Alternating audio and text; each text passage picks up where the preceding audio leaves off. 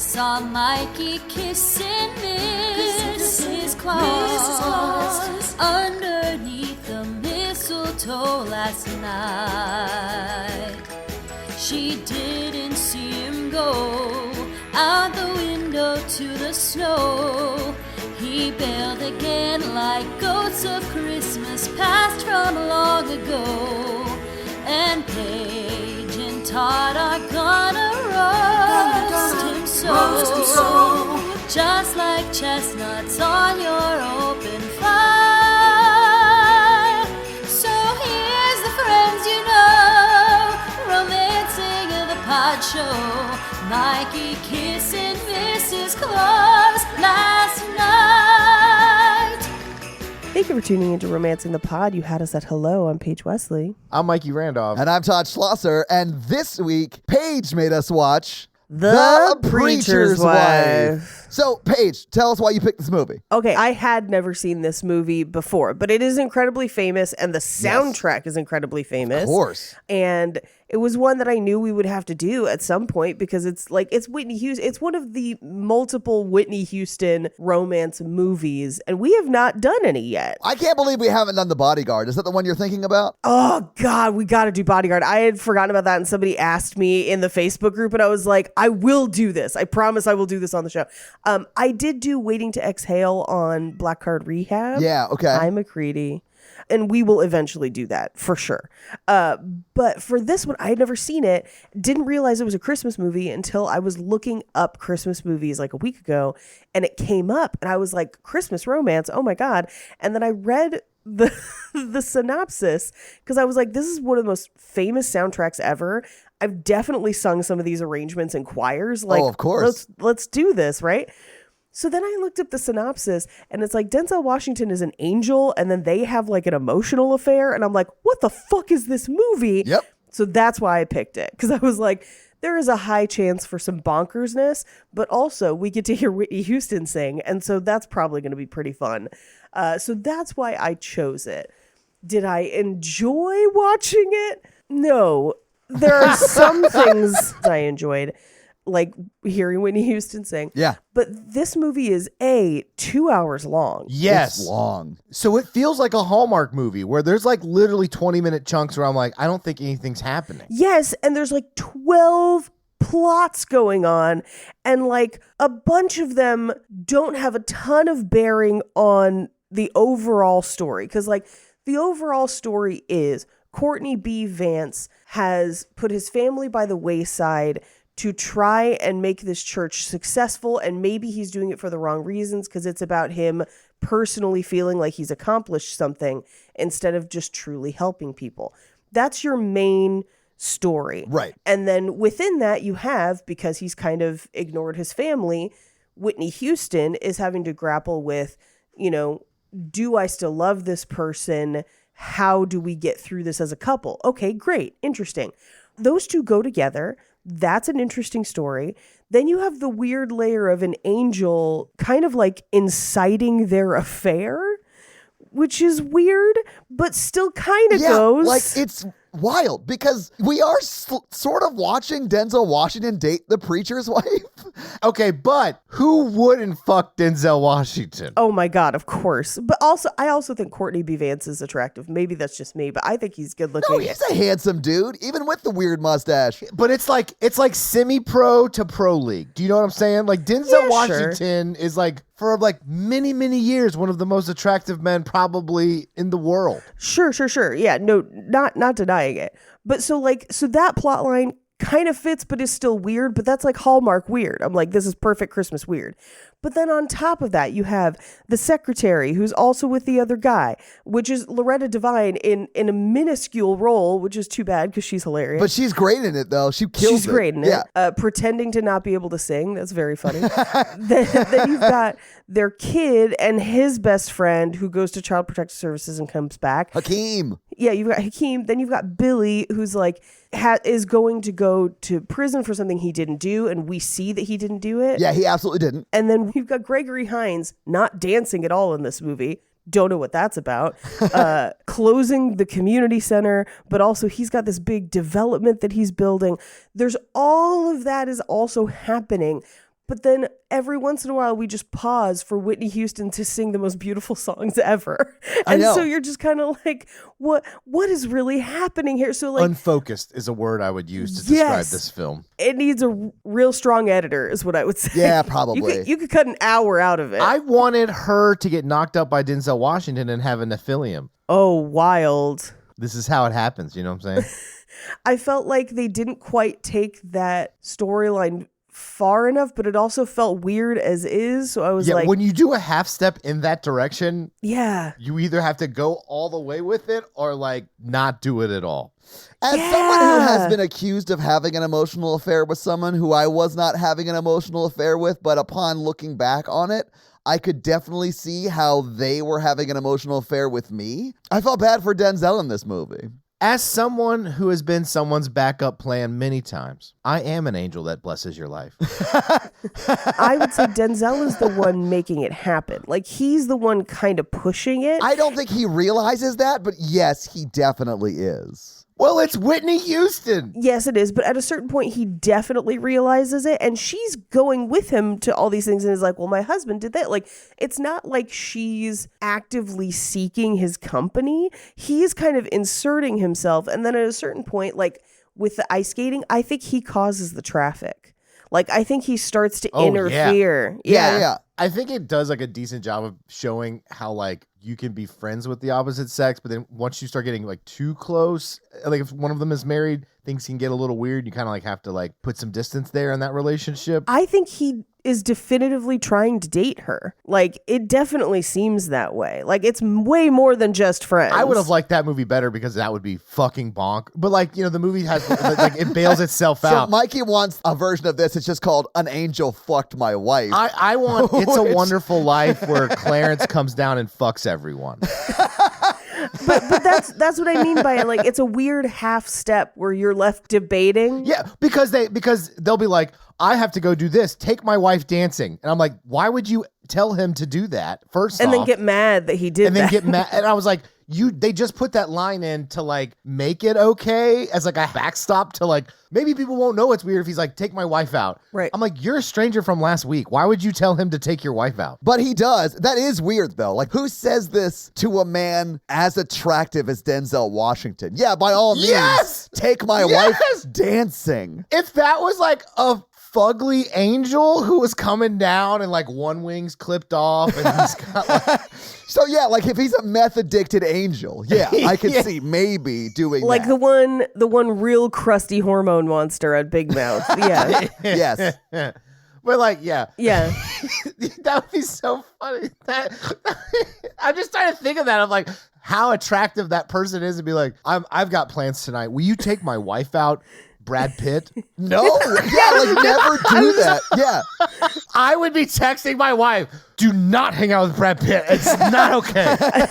This is single tier Denzel Washington. Like, this is the most fine Denzel has ever been. Oh, and you're like, yeah. Just take my wife out on a date. She's really an old ball and chain or whatever. Like, that's insane. And also, she's Whitney Houston. Right. Well, it's like, I'm like, I met a new friend. This is Ryan Reynolds. I've got called out for work tonight. Why don't you go to the nice dinner I bought us tickets to with Ryan Reynolds? And I'm like, why would you do that?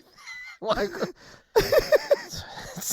so dumb. That is so blatantly trying to get your wife to cheat because you want out of the relationship. Like, I almost wouldn't blame your wife, Mikey. Like, I would get it. Yeah. I'd be like, yeah, that was your husband very much giving you a hall pass. That's like if my wife came home and she's like, I went out shopping today and I met Emily Blunt and I need you. Like, I'm busy tonight and I know we had reservations. Take Emily Blunt with you. And Emily's like, this will be great. Let's do it. Like, she's super into it too.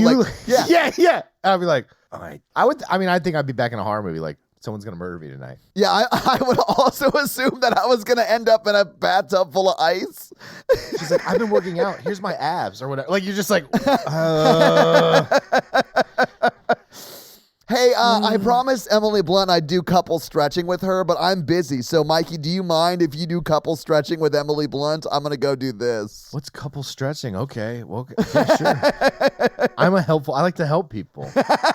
Oh, can you take her to the intimate jazz tickets that we had at the jazz bar tonight? I hope it's not at Lionel Richie's club. I hear they dance on the ceiling there. I like intimate jazz tickets. All jazz tickets are intimate. That is true, Mikey. Friends don't go to jazz concerts. The only jazz show I would ever go to is Jamiroquai. That's not really jazz, man. jazz. It's technically acid jazz. That's a bullshit name. It's techno pop and you know it. I love it though. You know what's also fun? Electro swing. Get into it. Nope. It's just swing music with house beats, and I'm like here for it. I hate that. Unfortunately, your date to Jamiroquai canceled. You'll have to go with my friend Florence Pugh. Honestly, Florence would be very safe on a friend date with me. Oh. I think she's very talented. I think she's gorgeous. That's just me. Yeah, that's fine. She's not my type. Apologies to listeners. You probably hear my cat in the background because we're in a hotel room and so there's nowhere else for the cat to go. Sorry about that. Yeah, no, it would be strange if Jake was like, hey, I can't make it to our anniversary dinner. Please take Chris Evans and Henry Cavill and I hope nothing bad happens. Yeah, if Todd's right. It's basically like, I want out. Yeah, it is laying a trap for your spouse so you can get out of the relationship. Also, I'm handing you this box of condoms, but please don't use it. Yeah, would you mind just storing this on your person until later Just tonight? hold it in your purse and then bring it back home where we could use it. I want a version of the movie Knocked Up where a random person knocks up a celebrity. Yes. Set in Christmas time. Of course it's at Christmas time, yeah. Mikey, I'm going to need you to text me that, and then I will get back to you with rough drafts at some like point. We honestly should just call it Celebrity Knocked Up, like it's a reality TV show that was called Knocked Up, and then now we're doing a celebrity version of it. Hey, the manuscript I worked on for November is just tentatively titled, working title, Notting Hill for Fat Girls. So, like, you know. I remember we had a whole conversation about it, and I'm here for it, Paige. I love Yeah. that idea. I think it was a little classless of the preacher to have tried to solve all of his money problems with the church by pulling off a slip and fall at someone's house while delivering those baskets. But when it works, man.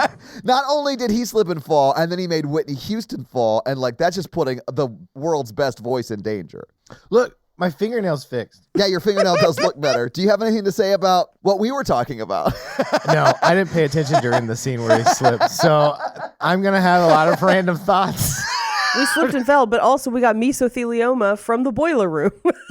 Why could you wait till next Christmas, boiler? I was like, calm down, okay, guy? Yeah. I was just having Shining flashbacks where I was like, everyone's gonna die. If it would have blown up, he could have collected the insurance money and problems would have been solved. Yeah, but the church would be gone and that would be sad. You could rebuild it slightly smaller, but like you could pocket the rest. Slightly smaller? I struggled because I woke up early to watch it and I struggled through it. I was like, I need interesting things to happen. I watched it last night. Same. And was like, I kept checking the time on it because when I saw that it was 2 hours, I was like, 2 hours? All right, fine. And then I was just checking the time. And at a certain point, I was like, it's been an hour and fuck all has happened. You're right. There's just too many plot lines. You can't keep up with all of them. The only one you're interested in is the bonkers ass Denzel Washington. He disappears for 15 minutes at a time sometimes. Yeah, I actually went and looked up a couple different reviews and all of them said the same thing. They're like, there's just way too many fucking plots in this movie. And I was like, Yeah. okay, I feel vindicated. It's like Love Actually for me, where I just can't emotionally connect to any of the plot lines. Yes. It very much struggles from the Love Actually problem of if you try to do too many plot lines, you do all of them mediocre and none of them great. And that's kind of the same thing here, where I feel like if you cut it down to like 3. All this makes me want to do is watch City of Angels. I've never seen City of Angels. Oh my gosh. Okay. I'm going to give you the synopsis. I'm going to give you a short synopsis. So Nicolas Cage is an angel. Right. He starts watching Meg Ryan and he's like, I want to be a real boy. So then he turns real to fuck Meg Ryan. I've never seen City of Angels. Me neither. I hadn't either. This was news for me too. And I don't want Meg Ryan To see me. Cause I don't think that she'd understand. That song was not on a Third Eye Blind album. That's you Goo Goo had Dolls. to buy the City of Angels soundtrack to get that the Google Dolls song. Yeah, I was gonna say, I was like, it's because it wasn't Third Eye Blind. That's why it's not on a Third Eye Blind Yeah, album. Third Eye Blind only writes hits about doing meth and getting blowjobs. Do do do Dude, Third Eye Blind, their first album, like 7 great songs on it. Oh, agreed. Yeah, same. So many great songs on that first album. That is going to be my pick after Christmas, man. I cannot believe y'all have not seen City of Angels. Oh, I'm going to guarantee you tears. I believe it. Mikey, I cried during this movie, and this movie is wild. But I You liked cried it. during this movie? Yeah. I'm done. I I'm did done not with it. cry during this movie. I was confused. I cried halfway through because I was like, I'd rather be playing resource management games. Boo. I'd rather be doing someone else's digital chores. Yeah. I think it's funny that he literally is just dating the preacher's wife, he being Denzel, until she everyone except for their son Jeremiah, who is adorable, just forgets about him. Yeah. Well, he says it at the beginning. Remember, when he's done, everybody forgets him, just like dating me. I know, but I guess my question would be, what else did they forget that he did? All of it. They don't know how any of it happened. Right. What were we not shown that he did that they're also forgetting? Like, I think it's irresponsible for an angel to have that amount of power. I don't think angels can get people pregnant. If you have sex with an angel, is it cheating or is it just the Holy Ghost is inside of us all? Mikey, No. my question is, if you don't remember it, is it cheating? The questions like this is how I got kicked out of confirmation class and seminary. My frustration with this, as you well know, if you listen to Cult Podcast, angels are not just dead people. Those are ghosts. Angels are their own types of beings that have... they're their own beings, yeah. Well, and there's like classes and orders and... They're their own beings with way too many eyes and a bunch of wings and like lion faces and feet and whatever. Like they're supposed to be fucking terrifying. It's a movie trope that angels are dead people. Nicolas Right. Cage is not a person. He is an angel. He has never been a person in the movie City of Angels. Okay, cool. But I just needed Denzel to have way more eyes. Well, he's got one eye that we are not shown. Okay. It's on his penis. No. So maybe we should just get into the movie so we can talk about it scene We by got like scene. 12 plots to get through. So this is gonna Yeah, take we a do have a lot to discuss. So we open on kind of like a sky view of multiple different churches around the world singing around Christmas time and a voiceover by Jeremiah the child. Now, this voiceover is fucking bonkers. It is. Because it's all exposition, but it's a child explaining you exposition. And so it sounds like when children try to tell you a story and you're like, I can't even begin to try and listen and follow It's this. the same beginning as It's a Wonderful Life, but a child. Like if Clarence was like, and there's Mr. Bailey, he's gonna kill himself. Yes, exactly. God. You're not wrong, Mikey. That's accurate. Honestly, I want everyone to write a review and ask for Baby Clarence to read it. Can we just start having Baby Clarence on the podcast? Holy shit, that was an amazing voice. Well, because it's like an adorable child's voice, it just reminds me of like, and then the fire truck came, and then I saw a dog, and then we went to the park, and mommy kissed my cheek, but it was gross and it smelled like broccoli, and then we went home. Like, that's what it sounds like to me. And for some reason, I have an immediate instinct to just tune it out, and I had to be like, no, Paige, this is exposition in the story. You have to listen to it. Yeah, this is literally the foundation for the entire movie. Yeah, because it literally, and here's what I wondered, because I know that they added that voiceover later. I found out in Fun Facts that was a choice in like Post-production? Like Okay, yeah. They had that kid come back in an ADR. So I wondered if they made the movie and cut it together and were like, this makes no fucking sense.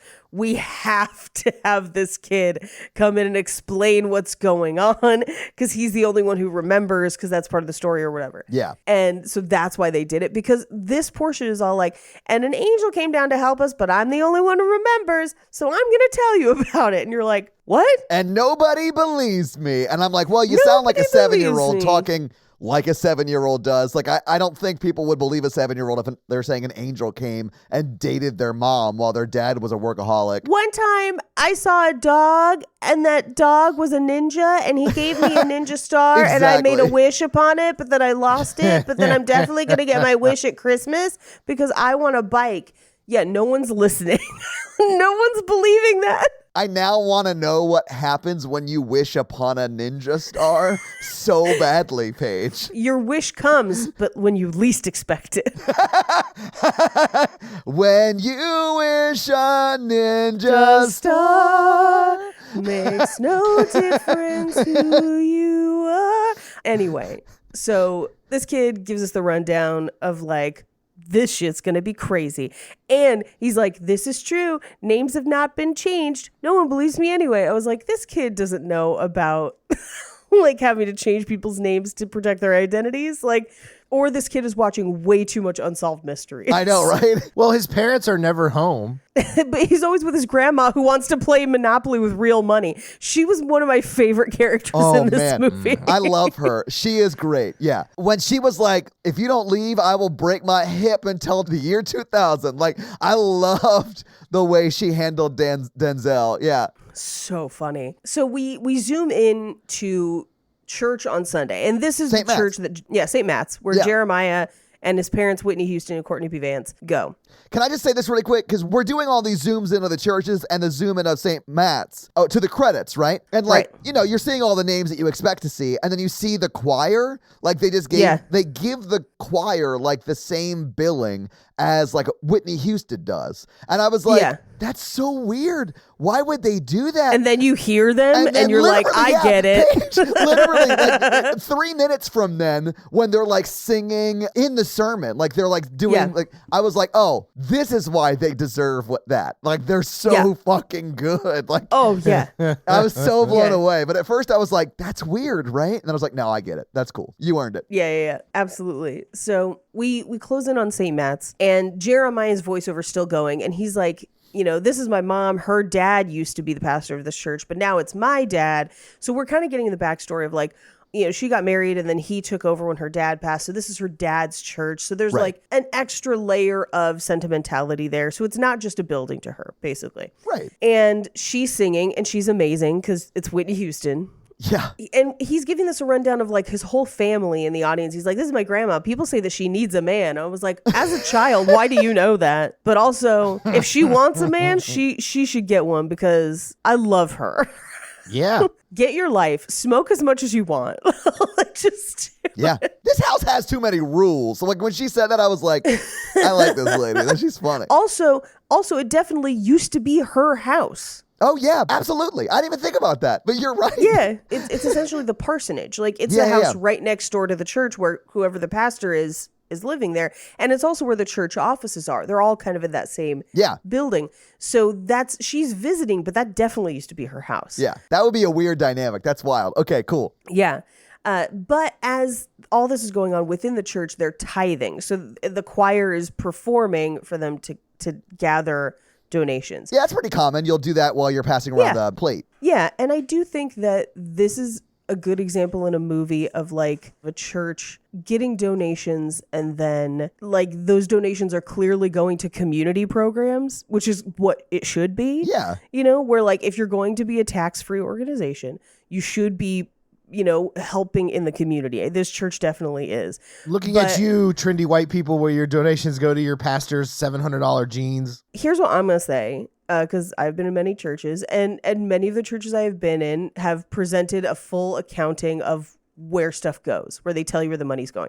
If your church is not telling you where the money's going, run away. Run away. They should be transparent with where that money is going, and legally, as a tax-free organization, they should be transparent about how that money is helping their community. Just saying, this church doing it right, but you know, whatever. A lot of churches don't. Anywho, through this tithe, they only get $96 in a button, which is not going to keep the church running. No, I did love that he's like, who's going to put a button in the offering plate? And he like looks at his wrist and he's like, oh, that's my button. That's my button. I'm sorry. I thought that was very, very funny. That's Saul, right? That's the Yes, Yeah, it is he Saul. is so good in this movie. I think he's so genuinely funny and sweet. I really enjoy his character. I like his 4 minutes of screen time. I know he's not in it very much, know. but he's like He has his own subplot. I know. One of the 30. He and one of the Loretta 30. Devine are going to get married at the end of this movie. Yeah. And he's going to try and talk her out of giving up her job, but she's independent and she has to prey on that. It's still a little quick since they just started dating in 2 weeks. Yeah, I know, right? Because this movie takes place in the span of a week. Yeah. But you know what he wouldn't have done? He wouldn't have been like, hey, I'm busy right now. Denzel, why don't you take my girl out to a jazz club and take her dancing? I will watch Denzel and Loretta Devine get together. I will watch that. She's an original dream girl. Put respect on her name. Oh, is that why she couldn't sing in this movie? I thought that was very funny because she does a really good job of not singing well, which I think is difficult if you can sing well. And she can sing well because that's what I mean. Because I watched that scene and I was like, is she pretending? She's a dream girl. What's happening? Anyway, Courtney B. Vance starts his sermon and he says, I want to talk about temptation. And then in my brain, I just went, Confessions of a Marriage Counselor?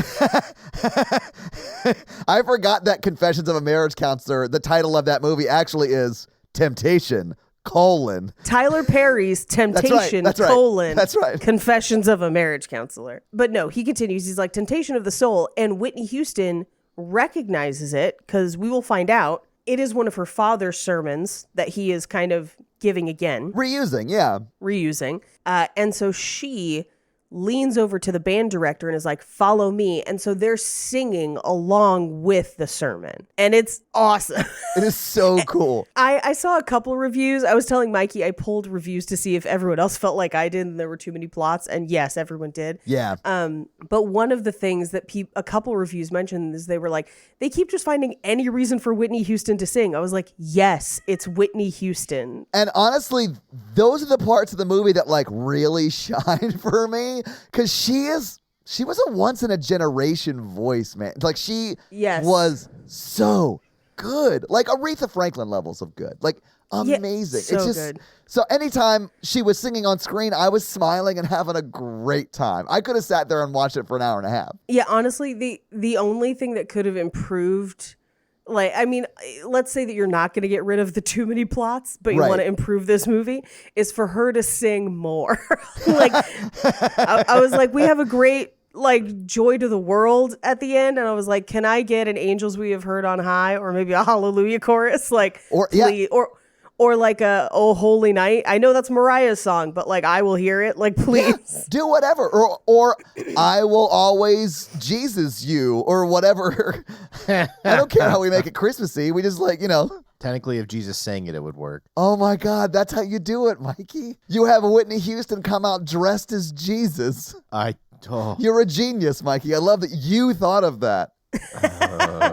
Okay, I have a question. Whitney Houston She is dead, yes. Yeah, okay, that's what I thought. I'll burn a fun fact now because it is sad, so it will give us time to process it. Is this the movie where she met Bobby Brown? No, she met Bobby Brown before this, unfortunately. And that's part of why she almost didn't take the role.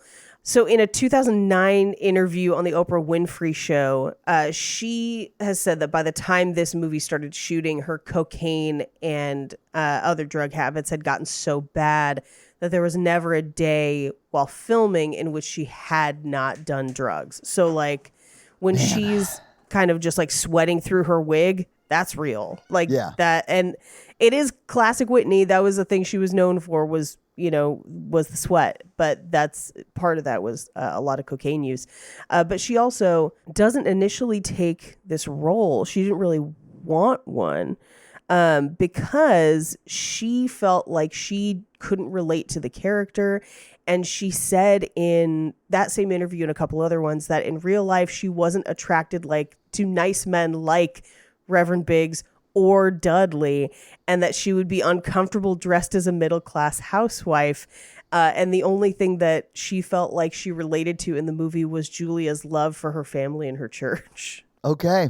Because she was already fully, she and Bobby were, into it by that point already. Yeah. So sad. Very sad. Yeah. Anyway, so they're singing through the sermon, but it's clear that Courtney B. Vance is like not really enjoying that. It's kind of overshadowing. Yeah. And so they kind of stop doing it. But after, he's like, it seems like you thought I needed help. And she says, well, you were doing one of my dad's old sermons. And so I figured, like, that's the way we used to do it. You could use the help. Right. Well, and she also says that, like, and I think you even did it better than Daddy or whatever. Yeah, And I think you even did it better. I think he knows that she's saying that just to be nice, because he says something to the effect of, I appreciate your support. And then he walks out of the room and she like looks up towards the sky and is like, I'm so sorry, Daddy. Yeah. Like clearly that was a lie. I loved that. Yeah. He's like, I'm sending Denzel Washington to fuck up your marriage. And he does. We do get a shot outside of Jeremiah playing in the snow, pretending to be a pastor. At which point Courtney B. Vance is like, are you after my job already? Like, come on now. Like, it wasn't that bad. But this is where we find out that it's 1 week before Christmas. And Jeremiah's voiceover kind of pops in and out throughout the movie. So it pops in here to be like, this is the Christmas I learned about miracles. I want a brother for Christmas. Can Hakeem have lunch with us? And we will learn that Hakeem is his best friend who lives across the street from them, which it is kind of great for what happens later on because he lives with his grandmother across the street. Yeah. So she's right there. And we find out that Hakeem's parents, or at least his mother, are no longer active in his life, and he has been left to his grandmother to raise, and she is incapable of providing for him. Yeah. And so he is going to be basically taken by Child Protective Services. Yeah. And they are going to have to say goodbye to him later that week. And so they're like, yeah, go have lunch with him. Probably your last chance for a bit. Like, let's figure it out. Pretty sad. It's pretty sad. So we come back to Whitney Houston's house, and her mom, who is visiting, is just like, something is wrong in this house. You don't seem happy. Things aren't done. It's not joyful. Christmas isn't decorated yet. Like, what is happening here? And Whitney Houston is just like, hey, we're busy. Yeah. We're working on a lot of stuff. There's a lot of things going on. Everything's fine, but like, it's busy. And upstairs, Courtney B. Vance is like, we only have $96 in a button because we kept that button. I need help. And so he prays. And what we see is outside, as Hakeem and Jeremiah are making snow angels, Denzel, a real angel, falls from heaven and falls between them and gets up and is like, hey, children. And they're like, stranger danger, and immediately run from him, which do is react appropriate. accordingly. Yes. Yeah. They handle it the way you should. All I was concerned about is how drastically does this movie change if his aim was a little bit off and he crushed one of those kids? Yes, Because he absolutely. was close to both of them. Yep. And heaven's like so far away, guys. Yeah. Could have crushed one of them, Mikey. I don't know why he didn't melt the snow. Like, I expected some sort of crater. He only melts hearts. Oh, Yep. that's what it is. Okay. So we cut to in the house. They have not noticed the snow angel. But as Whitney Houston's kind of making her way through the house, Courtney B. Vance walks downstairs and he's like, they're closing the youth center. I got to go say goodbye to the kids. And she's like, we had plans, but okay, go do that. Because apparently one of the things about his character in this movie is that he takes on too much and doesn't know when to ask for help. Yes. And assumes that he is the only one who can help people. There's a good example of that we've sort of talked about a little bit when he is like having to do like these three things, and that's why he can't take Whitney Houston dancing. His impulse was to have Denzel, a beautiful man, take his wife on a date and not make him run the three errands that he was having to do. Well, he was supposed to go pray over someone in the hospital, but there's a part of me that's like, send the angel. Right? That's what I was saying. Like, I am the angel Dudley, Yeah, Dudley. which sounds like a wrestling character. It sounds like if Ernest was an angel. Ernest was technically an angel in one of the films, and so I mean, that is canon, Paige, actually. He got hit by a cannon. That's how he becomes an angel. I would love to do a side podcast that's just an Ernest retrospective, and we do all the Ernest films. But like, take it very seriously. Like, we do a very earnest interpretation of those movies. Well, James Varney was a really interesting guy. I find that very easy to believe. Yeah, he lived here. It's a Nashville thing. Yeah. There are rumors that he got into Satanism at one point. Hell yeah, James. Let's do this. Mr. James Varney. Like Anton LaVeyan Satanism, which is like, it's basically just being a party goth. Yeah. Yeah. It's the good kind. Yeah. Yeah. That was probably when he did Ernest Scared Stupid. He was researching a role page. Yeah, Paige. It's called acting, okay? Ernest is method. I don't know if you know this, but Daniel Day-Lewis studied under Ernest. And that's how he got so good at going completely method. I don't know if that's true. I have just heard about his alleged Satanism, and I'm like, an Ernest podcast would probably be super interesting. Anyway, Courtney B. Vance leaves to go say goodbye to the people at the youth center. And as he does, we see a commercial for Gregory Hines' new development that he's building, which is part of the reason that the community center is closing. Yeah. So we cut to the community center where he's saying goodbye to these kids, and they're like, what are we going to do now? And what I thought was kind of interesting in the scene is all of the kids are dressed the same. Yes, they are. Like you see... And at first I was like, oh, is this like, do they have like a t-shirt for the youth center or something? Nope. No, blank t-shirts. Yep. But it's like 2 or 3 groups of people in the same costumes. It was really interesting. I think it was just an oversight. It was like they were like, shit, we need costumes for all these kids. Quick, go to TJ Maxx and buy 3 of everything. 3 of everything, yeah. Anyway, so he's apologizing. And the kids are like, hey, you tried. It's not like you gave up, but it just wasn't enough. Yeah, the end result is the same, but we appreciate you trying to save it. Right. And they were like, what are we going to do now? It's too cold to stand outside. Right. And like, I'm sure it's just that they don't have a great home life. So like, they don't want to be at There's home. not a place to go. So there's not yeah. really a place to, and so it is like really sad. Like, I feel like that was a place where kids could go to be safe and not doing drugs or anything like that. Like, so it is a sad loss for those kids and for, the church too. Well, and what we will kind of find out is that the plan that Gregory Hines has, he's talking about it as if he's going to revitalize everything in the community so that everyone has nice things. Yes. That's not the reality. No. He wants to gentrify it to attract higher paying tenants that will push out the people who are here. So like, the gentrification is a villain in this film. Yes, it is. But that's part of the why. So he's closing down the resources that the people in this community would need that would actually help revitalize the community if people invested in them in favor of a flashy new glass church. Yeah. Anyway, as Courtney B. Vance is walking away from the community center, he runs into Denzel. Yeah. And Denzel is like, hey, are you Henry Biggs? Because that's the person I'm supposed to help. I'm an angel. And he's like, I don't have time for this. Like, Who does? you could come see service Friday at 8:00, like whatever. But like, He is nice though. Like you're saying it like we would say it, but like he was very nice and, I mean, very preacherly about it. But he does have things to do. And this guy's, I would say, clearly having a mental health crisis. Of course. If someone came up to me on the street and was like, I am an angel, I would Exactly. be like, okay, I am getting into my car. If they were as gorgeous as a 90s movie star, I'd be like, you are an angel. I do love that if like Mikey is saying, if Denzel walked up to him and said, I'm an angel, Mikey's response would be, yes, you are. Did it hurt when you fell from heaven? Like, yeah. We actually get a definitive answer to that, and it's no. No, it didn't He hurt. seemed fine. So stop using it as a pickup line. I'd be like, God, will you just go date my wife? How hot would someone have to be for you to ignore clear signs of delusions like this? Well, based on my dating history, not as much as you would think.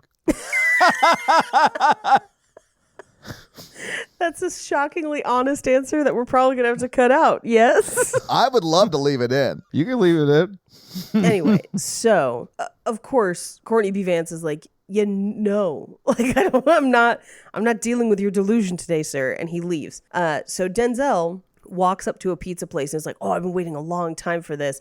And this is where I think we establish that angels can't get hurt, because the guy's like, isn't the cheese burning the roof of your mouth? And he pretends. He's like, Yeah. yeah. But he asks the pizza guy, like, hey, Reverend Biggs, he was kind of short with me. Is he like that with everybody? And the pizza guy's like, he came to the hospital after my wife's surgery. He baptized all my kids. Here's your money. Get the fuck out of here. Like, you don't get to eat pizza in my establishment if you're going to badmouth him. I love that so much. And he even like steps to the side a little bit and reveals a photo of him, like a photo of him with the pastor. And he's like, you have to leave immediately. I just love the level at which it offends him that he asked about it. It was so funny to me. But also, I love that energy. I don't need your money. Get out. I don't need your money. Get out. We do see Denzel Washington next eating a hot dog, going on like a weird food tour. And I appreciate that. I appreciate that he's like, finally back on earth. I got to hit all my spots. Yeah. It's like when I come home for Christmas and I'm like, I'm going to eat a Casper's hot dog and Scoozy. Let's do this shit. Absolutely. And he's getting his Casper hot dog right now. There you go. There you go. Yep. So the kid, as he's eating the hot dog, we see Whitney Houston and Jeremiah and I believe her mom walking to do something. And the kid sees him and is like, oh, that's a guy. And Whitney Houston's like, who are you pointing at? So they just keep walking. We cut back to the house at night where she's tucking in Jeremiah, who has Lion King bedspread that, like, I knew so many kids who had that bedspread growing up. Like, I don't know if you guys remember it, but like, I was a little older than Jeremiah is in this movie when this movie came out. Yeah. And like, so many kids had that Lion King bedspread. I think my sister or one of the two of us had a Little Mermaid one that was kind of similar. Okay. But yeah, I like saw it and I was like, oh my God, flashbacks. I have seen that at slumber parties. It was wild. I don't have that much of an emotional connection to Lion King's beddery, but I mean, it was just one of those things where, like, have you ever seen something on a screen that you're like, oh my God, I forgot as a child, but I fully remember that? Like, yeah. Yes. Yeah, absolutely. Yeah. It's just a weird thing that you I don't know. Well, you guys are a couple of years older than me, though. So All right, we don't have to bring that up. yeah. you guys are like fucking old, and I'm a 24-year-old. Got it.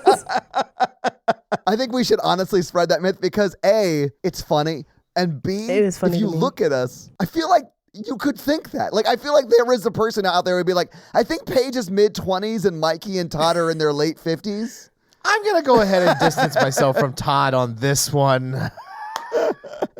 I just think Paige looks remarkably young for her age, which I think is great. I think Todd's aging twice as fast as us. And My feet definitely are. Yeah. Well, your feet died years ago. Anyway, so she tucks him in. He asks her to sing to him. And of course, it's Whitney Houston. So you're just like, sing forever, please. I know. Every time she stops, I'm like, oh. She's so good. So she sings him to sleep. And she leaves the door open because he asks.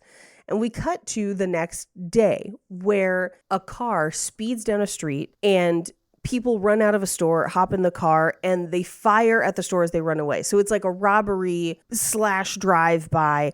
And what we see is that they toss the gun out the window. It falls at the feet of another man, or we will find as Billy, a young man, who was just ducking behind the car because bullets were flying. He's just a bystander. Yeah, when he saw the car like screech up and the guy run out and shoot the gun, he immediately dropped to the ground, and it just happened the gun fell close to him. And because he does vaguely look like the person robbing the store, like I mean, it's the guy from the store is being super racist. Yeah, because he immediately is like, "That's the guy." Right, exactly, and it's definitely not the guy. They don't even really look that much alike. There were big quotes around that looked like the same guy, right? Well, and also I'm like, you saw the guys get into the car and the car pull away. Why would they just leave a person there? Right? Like it makes no sense. And I would just like to remind people that eyewitness testimony is one of the most fallible pieces of evidence, and it should not be the sole point of evidence on which we convict people. Just putting it out there. That fact is just so counterintuitive to most people. Yeah. So like it does hold up a lot in court. Like it does in this movie. Well, I would say now this is a good and bad comment. There's less eyewitness testimony. More video. Because there's cameras watching us everywhere we go. Right. Yeah. Right. Which is, I mean, it's Big Brother, but also, you know, sometimes it means that you don't have to rely on somebody who thought they saw something. Yes. And I would say video is always going to be better than eyewitness, right? I mean, video happened. Well, I mean, and now we're going to get into like deep fake shit. I don't want to talk about all that, but you know what I'm saying? Yeah. Well, and the right to privacy and to exist without constantly being videotaped. We can't. This is a discussion for another day. Right. But all this to say, there's a faulty eyewitness testimony. He is wrongly arrested. And now he is in trouble when he shouldn't be. He didn't do anything. Literally. And I like this part of the movie because it really does show that the preacher cares. I just feel like there's too many of these things that show the preacher cares, And I feel like this is the one they should have kept. And like the gift baskets and all of that other stuff we didn't need. He could have been just involved in this legal thing. I would have understood that he loved all of his, congregation like that. I just think they were trying to cram too much of that stuff in. Yes. And so we find out that they can't get him out until he has his hearing, which would be the next day. Yeah. Because you're entitled to a speedy arraignment within a certain amount of time. And we also find out that he has been good for the past 2 years, but he has had some legal trouble in the past. Right, which is going to not reflect great in a court case. Right. But he basically is there with the family, and he's like, we'll figure out what we're going to do. And this is where we find out that Saul, who we did see earlier in the congregation scenes, runs a charter service. Yeah. And so he uses that charter bus to basically take all the family and kids home, which is very, very sweet. It literally is like a church bus that they use. I mean, it's very much his private business, right? And how he makes money. But he also volunteers that bus for a lot of church functions, which I thought was awesome. I really like Saul. I do too. I especially thought it was very funny that there was ADR for the bus when it was like a block away. Yes. And you're like, there's no way we could hear this. It literally is a block away, driving away as he's getting in the car when it won't start. And you hear Saul like he's 3 feet away from you. And I was like, damn, Saul and those kids' voices really carry. Yeah, it was wild. Down this New York City street block. I think New York. In my mind, it was New York. Maybe Same, but I'm not sure wrong, it matters. Yeah. So Courtney B. Vance gets in the car and it won't start. And he prays. He's like, Lord, I just need some help. I just need the car to start. And who should show up at the window but Denzel? And magically, the car starts. Yes. I do love that Denzel was like, is there anything else I can help you with? And he goes, oh, so you started my car? And Denzel's like, yes. Yeah. He's like, yeah, you asked for my help and I fixed it. I made it work. What else can I do for you today? Right. So he gets in the car and this is where he's like, who are you really? And he's like, still an angel, but there's rules. Here are the rules. Yes. And this is as they're driving down the street, right? I just remember this scene being so silly because like every time he like reads a new rule, Courtney B. Vance is just like, oh yeah, cool. That's a great rule. I like that rule. Yeah, love that one. He's just like placating him. Well, that's how you talk to, you don't want to disagree with a delusion. It makes people angry. So you want to... Mikey, and that is like the context I think I needed because to me it just feels like he's like ignoring him. I didn't realize that Courtney B. Vance had the kind of training that you do. And I think that is an amazing thing for a pastor to have gone through. If you think I haven't driven someone to a crisis center in a 30-minute drive talking about their delusions and having to like make small talk about it, you're wrong. Mikey, I have a wildly inappropriate podcast idea for you. All right, so here are the rules. The rules are Denzel can't be doing anything that Courtney B. Vance should be doing. He cannot eat after midnight. Right. You can't get him wet. Well, it's a good thing Whitney Houston isn't a gremlin then. You know what I'm saying? Yeah, she is not. She is not. Her dad did die in a horrible chimney accident, though. They just cut that out of the movie. It was too many plots. Anyway, so he can't do anything you should be doing. So essentially, he can't just become you and be a better you. Like, he has to help you do what you should already be doing well. Yeah. Second, you have free will. He can't make you do anything you don't want to do. And then third, when he's done, no one will have any memory of it, which is a weird rule, I think. That's the weirdest of the three. But it's the one that Courtney B. Vance is like, that's my favorite. I did think that was funny. I mean, I really do think Courtney B. Vance is great in this movie, but like they're really good together too. Like the two of them. They are really good together. But he basically said, he's like, I'll drop you off here. See you later. My office is always open. Just make an appointment. And he is like, great, and goes to shake his hand. And Denzel takes his glove off, which we will establish a couple other times in the movie that when Denzel touches people like skin to skin, it like glamours them. Yeah, it like they can like feel that he's an angel. They feel, he says it's like springtime in mom's home cooking. And so there's something about it that you like feel it. I do believe that Courtney B. Vance doesn't believe it yet though. I feel like he's the touching the first time is them like, oh, okay, maybe there is something real about this, but I don't think he believes him until he throws the book in the fireplace. I just Right, thought it was right. him shaking Denzel's hand and being like, "Is that spark the doubt of my sexuality? Because it's Denzel. Would this man fuck my wife?" What I want to watch. You do watch that though, right? Of course, it's Denzel. I know. His performance is amazing, always. He's always the best person on the screen. He won an Oscar for it. Oh, I forgot his Oscar was for boning my wife. Yeah. Best supporting. Anyway, so we cut to choir practice, and we're kind of cutting in between choir practice at the church with Whitney Houston and back home where her mom is decorating for Christmas. Yeah. And Courtney B. Vance comes home and is talking to her mom, and they talk a little bit about what Gregory Hines is doing, the things that he's going to be building. And the mom says, well, he called here tonight. There's a meeting tomorrow at 11. She's like, it's none of my business, but, and he just says, well, I'm glad you realized that. As they're talking, the boiler in the basement of the church starts to explode. And at first they think it's just the drums and that the tempo has sped up. So the choir's like singing faster with the drums. That to me was insane. Like the boiler does not sound at all like a drum set would. I was No. like, you would know, Whitney, if the boiler was about to explode, you wouldn't be like, oh, that snare sounds off. Right. So everyone goes running out of the church. Courtney B. Vance runs over there and realizes that the boiler has essentially exploded. Yeah. And so everyone is safe, but they're not going to make it through another winter with any heat in the church. It's going to be freezing until they can get the boiler fixed. Yeah. So they put Jeremiah to bed, and Jeremiah is like crying himself to sleep, which is so sad. It is super sad. It's so sad. Yeah. Then Whitney and Courtney B. Vance are going to bed, and she basically is like, I am so sorry. I know this week has been tough for you. And he's like, it's all my fault, and there's nothing I can do about it. And she's like, well, I have some ideas. And he's just like, it's all my fault. And just goes to bed. like Yeah. just not communicating with each other. I mean, they really don't much in this movie. Like, They barely see each other. yeah, like they don't really, I don't know, like it's not very romantic in my mind. They don't have a ton of chemistry. I'll tell you that much. Well, here's the thing. I think when they're delivering the baskets, that's like the one Yes. place that we see it. That is the only place, yeah. So that you know it's possible. But I think what I really needed was a little bit less of her falling in love with Denzel. Right. And a little bit more of Denzel engineering it so that she and her husband realize that they are still in love. Yeah, follow me on this. It would be like if this movie was combined with Hitch. Yes. Yeah.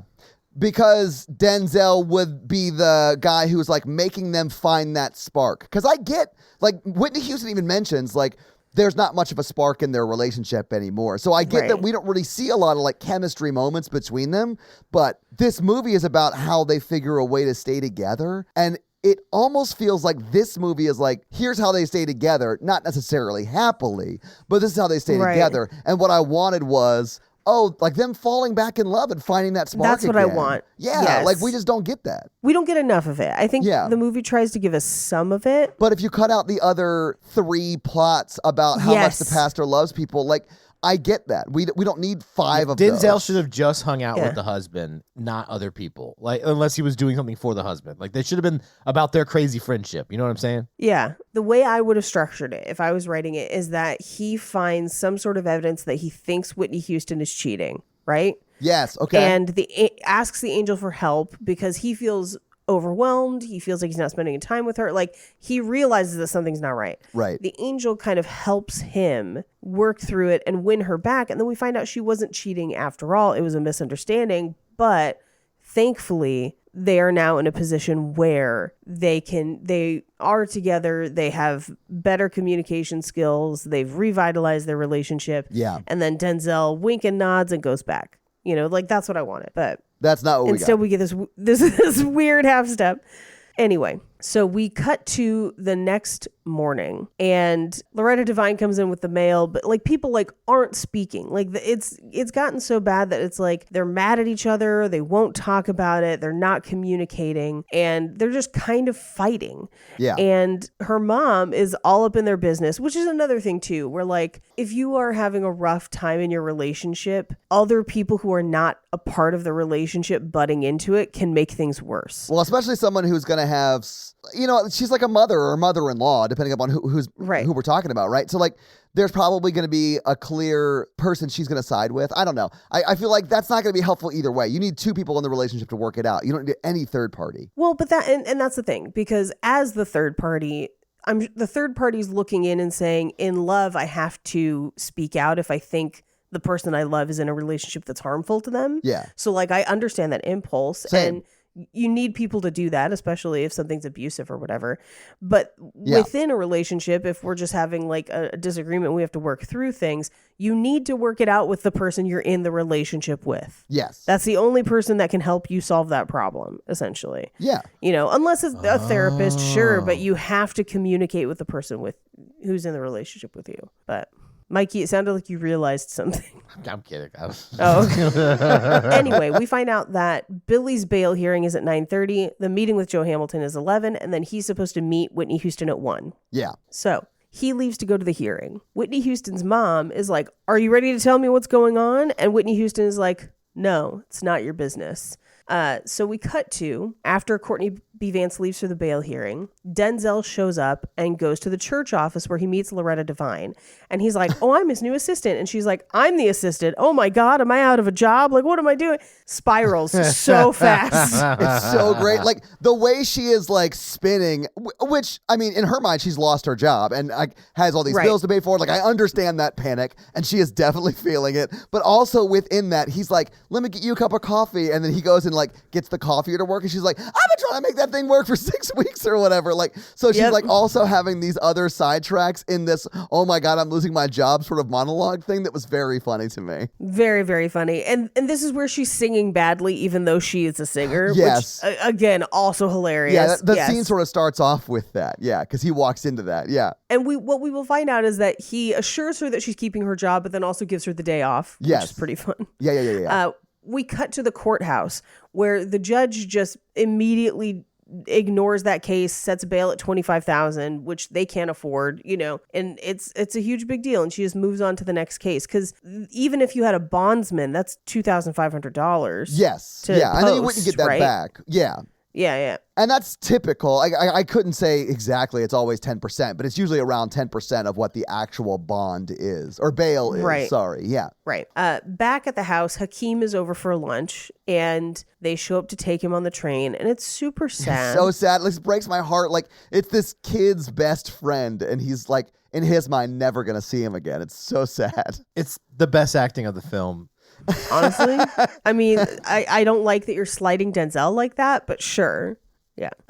But also, we're almost 40 minutes into the movie at this point. Like, that's almost halfway. And you're like, what's good? We are still establishing people. Oh, I don't even know what the problem is yet, really. Just they don't have money. No. Like, I'm just like, they have a busy life, so they sent them an angel. And when I know, right? They're just like busy. When he first meets with Joe Hamilton, the developer guy, and he's like, "Hey, I want you to preach at my church." Like, I didn't fully grasp why that was a bad idea at first. Like, they didn't really establish all of that until like just after it. I was like, it's just weirdly paced. Yeah, the pacing is very strange. And it's because they're trying to juggle too many plots in one movie.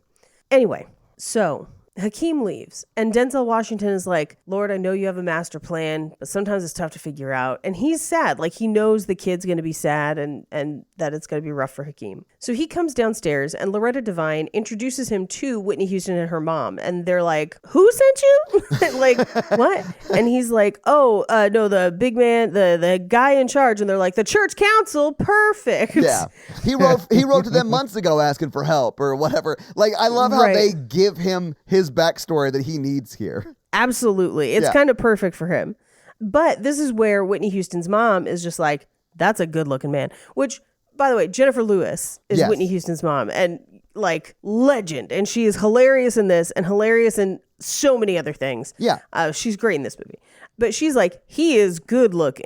So, and Whitney Houston's like, "Why don't you mind your own business?" And she's like, "There's too many rules in this house. I'm going to smoke if I want to." And she's like, "I'm going to go by the window," or something like that. It was funny to me.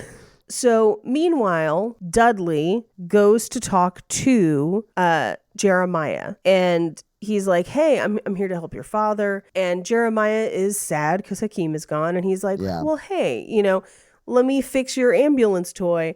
And he moves it so that the lights light up, but also it has a siren. He's like, it never had a siren before. And he's like, It didn't? You sure? So he basically says to... Okay, so I guess that's my question. Like, did Jeremiah have a way to cure cancer and he just didn't think to ask to have, like, the ambulance also have the cure to cancer in it? Like, I don't understand, like, where the angel's powers stop. Oh, yeah, because, well, and that was one where I was like, so he can fix this ambulance, but he can't figure out a way for them to keep Hakeem. Like, there's so many, it seems like he can do so many things, but then can't do, he also can't teleport or go through doors, but he can make toys work. It's, the powers are not well established. Well, do you think it's because he's so thirsty? Thirsty for Maybe. what? Whitney Houston. What I needed was like like a Spider-Man montage of him testing out all his powers and being like, oh, cool, Yes. webs, top of a building, snagging a hot dog as I swing through Queens. Like, that's what, you know, Yeah, absolutely. We needed that. we needed that. But he basically sits down with Jeremiah and is like, hey, people are never truly gone. Even when we lose someone, the most important parts of them are still here in our hearts with us. And it seems like he's talking about his mom and Yes. his own death, but it's so vague. We don't fully know. And they never really address it or give him that depth of character, because that would be like the 13th plot of this film. Right. Yeah. Yeah, But he teaches him how to write Hakeem's name so he can write letters to him, which is very, very sweet. it is. He goes back up to the office and is trying to work on the computer, which has a fish, like a screensaver. Yeah. But I do love that he's just like, oh, I learned how to use the fish television. I also love how he learned how to do that, because he flipped through the angel book to And it a had doodle windows of in it. windows. And then I guess Yeah. just looking at that gave him the ability to use it. Yeah, he did a Keanu Reeves, I know Kung Fu, just like, Exactly. boom. Yeah. I hated it. Yeah, I was like, what? So Courtney B. Vance comes back to the office and he's like, what the hell are you doing here? And he's like, I wrote these letters for you. I'm your new secretary. And he's like, these have no typos, but why are you here? Yeah. Like, it's just strange. And so he was like, hey, so I'm here to help you out. Let's go to that meeting with the guy. And he's like, oh my God, I forgot about that meeting. And he's like, don't worry about it. We'll go. And he's like, I'm supposed to take my wife and my son shopping. And he's like, I'll take care of that. You go to the meeting, right? Yeah. And he won't let him go into the meeting with Gregory Hines, which he should have. Well, I mean, I think he knows, because he can't make Free will. Yeah, he can't make Courtney B. Vance do anything he doesn't want to do of his own free will. So, like, I feel like even if he, like, teleported through the door, Right. he still couldn't have made him do what he needed to have him do anyway. So he just left. Right, exactly. So we cut inside to this meeting, and this is where we find out that the huge master plan for that community includes a giant church. Yes. And that's why he wants to talk to Courtney B. Vance, because he wants him to be the pastor of that church. Is this also the scene where you see, like, Saul and other members? Yes, all the other, like, deacons, like, Yeah, of the yeah. church council or whatever are there. Yeah. So we cut back to the church where they're setting up the Christmas play, like rehearsal, Yeah. which like at this point they sing the first version. It gets sung 2 or 3 times in this movie. Who could imagine a king? Yeah. And I'm like, I know for sure I have sang that song in a choir. like, Natalie said the same thing as we were watching it. yeah, absolutely. Yeah. And I think the arrangement I had to sing was the last one, like the final one. Oh, okay. But the second I heard it, I was like, flashbacks. So we cut to their shopping for Henry, and he points out this nightgown for her, which is the granniest nightgown I've ever seen. Well, I mean, this is like a church movie, Paige. I get that, but they are married and therefore have an active sexual relationship, and that nightgown belongs on Grandma Josephine in Charlie and the Chocolate Factory. Like, Wear it for him. I love how you are calling out Courtney B. Vance's very specific kink. yeah, where he's like, I want us to lay in a giant bed, foot to face, so that we can fit 4 of us. We're not going to question the weird sex stuff that goes on, but then one of us is going to have been lying about the ability to walk for years until the chance to tour a chocolate factory comes around. Paige, we all know about polyamory, okay? So as they're shopping for him, she's telling him stories kind of about how she and Henry met, and they've been friends since childhood. He wore suits to school to impress her. Like, Yeah. But this is very much like the same story from Temptation. It is, the yeah. Confessions of a Marriage Counselor, where they are childhood sweethearts, so they've never met or interacted with other people or whatever. Which is, some people still end up in happy relationships that way. That's great. But Yeah. anyway, she talks about that, and they go to lunch, and he finally catches up to them, and Courtney B. Vance finally catches up with them after going to all of his other meetings. And he's like, great, I'm here to go shopping. And she's like, you're an hour late. Like, we've already shopped. We're sitting down to have lunch. We're almost done with lunch. Like, where have you been? And so they send Dudley and Jeremiah across the street so they can talk. And he's like, well, I'm going to take up this guy at his offer. And she's like, so you're going to abandon the church my father gave you Yeah. for this flashy new thing that is not going to serve our community and is not going to have our people at it. And he's like, it would solve all our problems. She's like, no, it wouldn't, because your problems are here. Like, the community is our responsibility, and that's not saving it. Right. Essentially. I mean, essentially, it would be over time destroying the community. Yes. I mean, not just the other church. I mean, the other, like, the gentrification, Right. what I'm saying. Exactly. And Yeah. I do love that as Dudley and Jeremiah skip across the street, we hear like ADR of him being like, who are we shopping for? Grandma, what should we get her? A new ashtray? Mommy threw out all her other ones. And it's like, I don't think a child would understand that, but I'm glad you included that in this film. I thought it 'cause was it's funny, yeah. Anyway, he also tells her, like, they're putting in a new boiler tomorrow. And she's like, did you sell us out for a fucking boiler, essentially? And he's like, no, like, it's a beautiful church. She's like, it's a shrine to him and his ability to develop. It's not Yeah. a church that is centered around God, essentially. I also do love that ultimately he just plays that dude to buy them a new boiler because he Yeah. does go back and take it back. So essentially he just got a new boiler by like lying to this developer dude. And I'm sort of here Yep. for that. Good for you. Yeah. So she leaves. She's like, I don't even know who you are anymore. I can't talk to you about this. Oh, yeah. And she goes and meets up with Dudley and Jeremiah. Yeah, she just runs straight to Denzel's huge manly wings. Gorgeous arms. And we find out that they bought a fire engine for Hakeem, which is kind of foreshadowing that Hakeem will be with them for Christmas. Yeah. But I mean, I just assumed they were going to send it to him. But yeah, I mean, I do love that he is actually there, although we don't get to see him open it. But I do love that they become brothers at the end of this. I do, because then he gets his Christmas wish. Yes, exactly. So we cut to the next day where Jeremiah is making cookies, and Whitney Houston's mom is like, he's your husband. Support what he wants to do. And preaching the word of God's never wrong, no matter where you do it from. And men keep stuff from women all the time. And Whitney Houston rightfully is like, maybe that's not good though. Yeah. Yeah. And she's right about that. Yeah. And she's right about this. Is like, maybe that's not the best way for this to work out. So we cut to she and Denzel are picking up a Christmas tree. And he's like, you know that you love him. And she's like, yeah, he knows it too. That's why he's not afraid for me to go anywhere. Like, he knows I will always be here.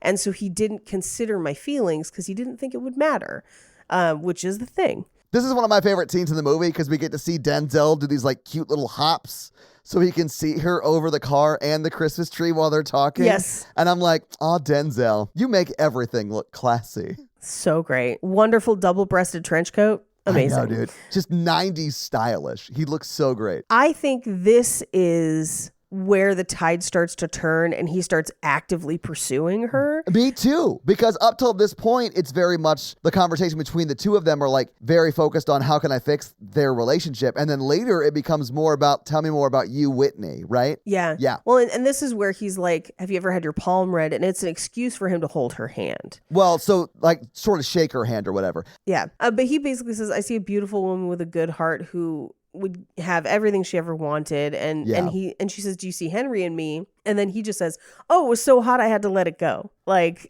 so he clearly is already trying to like weasel his way in there. Uh-huh. But then this is where she's like, he hasn't taken me out in forever. Like, there's no spark left. And at least in this point, Denzel is like, put on a dress. You guys are going out tonight. I'm going to figure this out for you, right? Yeah. I mean, this is where he's like, you guys need to go dancing. Let's do that. Let's go dancing tonight. Right. So they come back to the house. Which She's we've talked getting ready. about a little bit.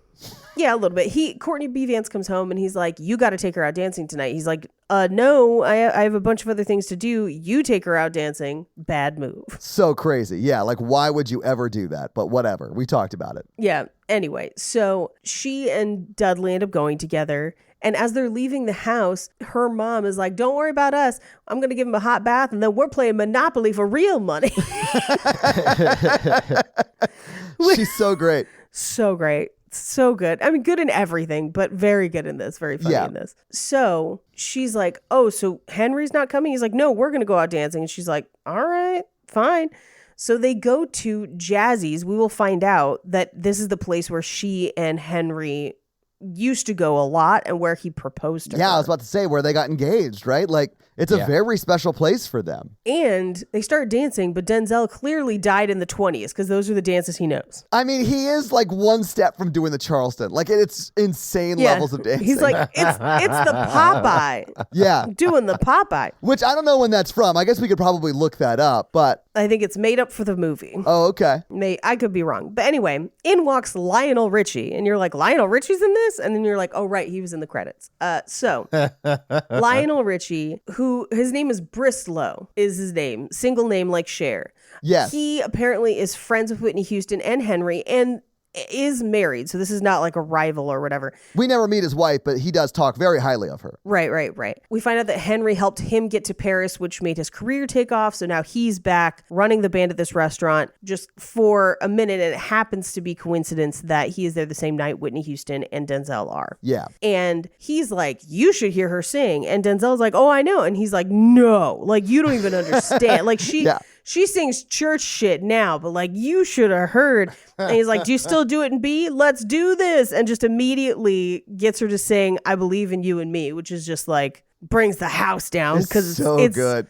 Because she's so Whitney good. Houston. Because she's Whitney Houston. See, Mikey, do you like musicals better when it's people like Whitney Houston singing and you're just like, this is the best this could be? No, I definitely toned out during this too. I was just trying to be nice with y'all. Right, cool. I appreciate your honesty. Anyway, it's intercutting with the other things that Courtney B. Vance had to do, like serve at a soup kitchen. But who cares? Because Whitney is singing. Like, we are not paying attention to anything but Whitney singing. So we cut to them coming home. And they're like, we've had a great night. And Henry is already home. And he's like, oh, you had a good time? Oh, you went to the place where we proposed? Like, it was a whole thing? Yeah, he's real upset by this. Oh, and he's like, oh, and you sang for him? And he's like, yeah, because I'm not going to sing at any Joe Hamilton church. And she walks up the stairs and you're just like, ooh. Yeah. Gauntlets are being thrown. Yes. And Courtney B. Vance is like, the fuck is wrong with you? I told you to take her out. I didn't mean like take her out to like, and he's like, dude. You told me to take her out. You told me to take her out. She's in a marriage by herself. Your son lost his best friend. Listen, what are you doing about it? Like, they are hurting and you are not there for them. Yeah, you're going to like pray with people who are dying of cancer. Like, you're not there for them. Fucking asshole. Listen, I get that he's doing like important work too. Like, but he you do also have needs to to place have some time for his personal family. boundaries. Yes. I guess I relate to this.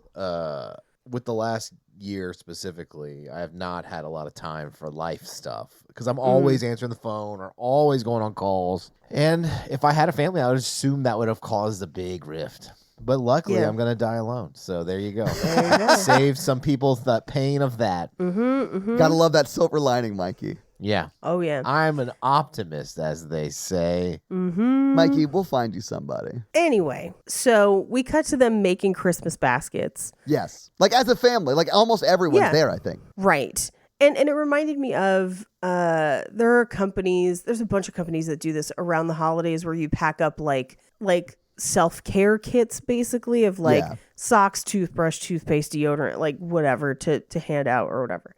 So it seemed kind of like that. And we cut to one of the things that Denzel had said to him about the people he was trying to help. He was like, do you even believe that Billy is innocent? Yeah. Which, by the way, I had forgotten that Billy was a thing because that was Yeah, I was almost like, 40 who's minutes Billy? ago in this movie. Yeah. Yeah, which is why I think you really only need that one plot line to show that he is a like good pastor. Like he's Right. very passionate about his work. Well, and so he goes to the courthouse prior to that trial Yeah. and is like, just, I need you to look me in the eye and tell me you didn't do it. They have like a conversation about like what he did over the past 2 years, and he's like been working on getting better and actually doing something with his life. And like he talks to him about what hope is and how prayers are like hopes and stuff like that. So it is like there's a lot of like good stuff in this scene. Like it makes me like Courtney B. Vance's character a lot, but he still is neglecting his family.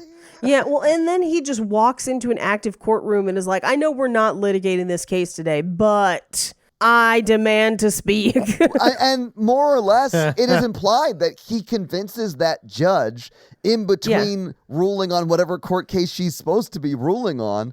He convinces her to drop Billy's charges. Right. He's about to go to like, I think it's federal court. Yeah. Because of the cost of whatever the crime was. And in truth, now that I think about it, the DA is also there. Yes. Because the DA is prosecuting that case too. So I bet he actually would have had to convince the DA to drop the charges. To drop the But charges. either way, like it sort of yada yada is that because it cuts Right, directly right. to them driving home and Billy's in the car. So obviously, whatever he tried to do, he did. It worked. We don't have enough time to unpack all of this. He just comes into the court and he's gone, you know? Right. I do love that, like, this is where they're like, they don't need it. We'll just skip to, like, they include everything else, but this is the stuff we didn't need. Yeah. So meanwhile, while he's getting Billy out, Dudley is ice skating with Whitney and Jeremiah. And this is one of those scenes that's like clear chemistry between Whitney Houston and Denzel Washington. Yes. Like, yeah. And Courtney B. Vance is trying to get there, but he's stuck in traffic. Traffic that I think Denzel is causing. I think so, too, and I'll tell you why. This is a route that presumably he's been traveling his entire life because he's lived there his entire life, right? And he's like, when did they add a stoplight here? Right? Yeah. So, like, he's magically adding stoplights. Like, he is definitely using his powers to woo Whitney Houston at this point. And Jeremiah has even started to notice it because you see him like sitting on the bench and he's kind of like, what is this? Yeah. Like, well, because they take Jeremiah to sit because his feet were hurting. Because Right. Denzel Washington made his feet hurt. yeah. Holy shit, Mikey. Denzel might have made his feet hurt. That's so In my dark. notes, I just have, is mommy having the weirdest affair ever? Yes. But is it okay if you're impregnated by someone that is divine like that, like an angel? Or not impregnated necessarily, but like it happened to Mary and she was already married to Joseph. I mean, so we cut to Denzel and Whitney Houston and Jeremiah get home. And at which point, this is an hour plus into the movie. Right. And we're still like, what's happening? Courtney B. Vance gets home after. But before Courtney B. Vance gets home, Whitney Houston's mom is like, oh, I see what's happening. You go get grandma a glass of water. You go do something in the other room. My daughter and I need to fucking talk. Yes. And she says one of my favorite things ever, because Whitney Houston's like, I can go window shopping. And she's like, don't go window shopping with money in your pocket and don't put nothing in the layaway plan either. And I was like, that's a fantastic metaphor. I know. And I appreciate that very much. It was great. She dropped some very quick and swift knowledge and I was here for it. She Yep. did. So Courtney B. Vance comes home and he's like, traffic was terrible. I'm so sorry. We'll go tomorrow. And he's like, but I got Billy out. And Whitney's just like, oh, that's great. That's amazing. But then he hears what happened with them skating. So he takes Dudley into the office and the two of them like have it out where he's like, stay away from my wife. You've been taking her to lunch and to Jazzy's and skating. And he's like, well, you told me to take her to Jazzy's. And he's like, I'm not blind. I see how she looks at you. I see how you look at her. And he grabs the angel handbook and tosses it into the fire and it just like explodes basically. Yeah. It's like a white smoke. And then Denzel, when Courtney B. Vance says, what was that? And he goes, well, we don't have a new pope, so I think my book exploded or whatever. Yeah. I thought that was very funny because it was the white smoke that you would normally see above the Vatican. Well, and he's like, ooh, he looks up and he's like, it wasn't me. It wasn't me. Oh, Like, I yeah. didn't burn the handbook. Oh, It yeah. I think he's a wasn't little me. afraid of what might happen. Yeah. I do think it's interesting that he is more concerned about losing the handbook than like hitting on and trying to Right. seduce Whitney Houston. But like, I don't know what the rules are in heaven. So Yeah. So Whitney Houston comes in and is like, stop fighting. And he's like, I'm firing Dudley. She's like, no, you're not. You forgot what, and just like slams the door, which is just weird. yeah, she's like, you guys work this out. And then it closes the door and leaves. Yeah. Figure this out. Dudley is like, St. Matt's isn't just a church. Without that church, the neighborhood around it will fall, and she will never look at you the same. Yeah. Because she trusted you with that, which I'm going to say is a lot to put on one person. But, you know, that's what the movie is saying is happening. Yes. So he comes downstairs because he's going to leave, and Jennifer Lewis is like, walk across the street from me. And he's like, no, I haven't. She's like, walk across the street from me. But this is where she's like, my daughter is married and you are interfering. And if I need to, I will conveniently have a hip injury and stay to the year 2000 if possible. Yeah.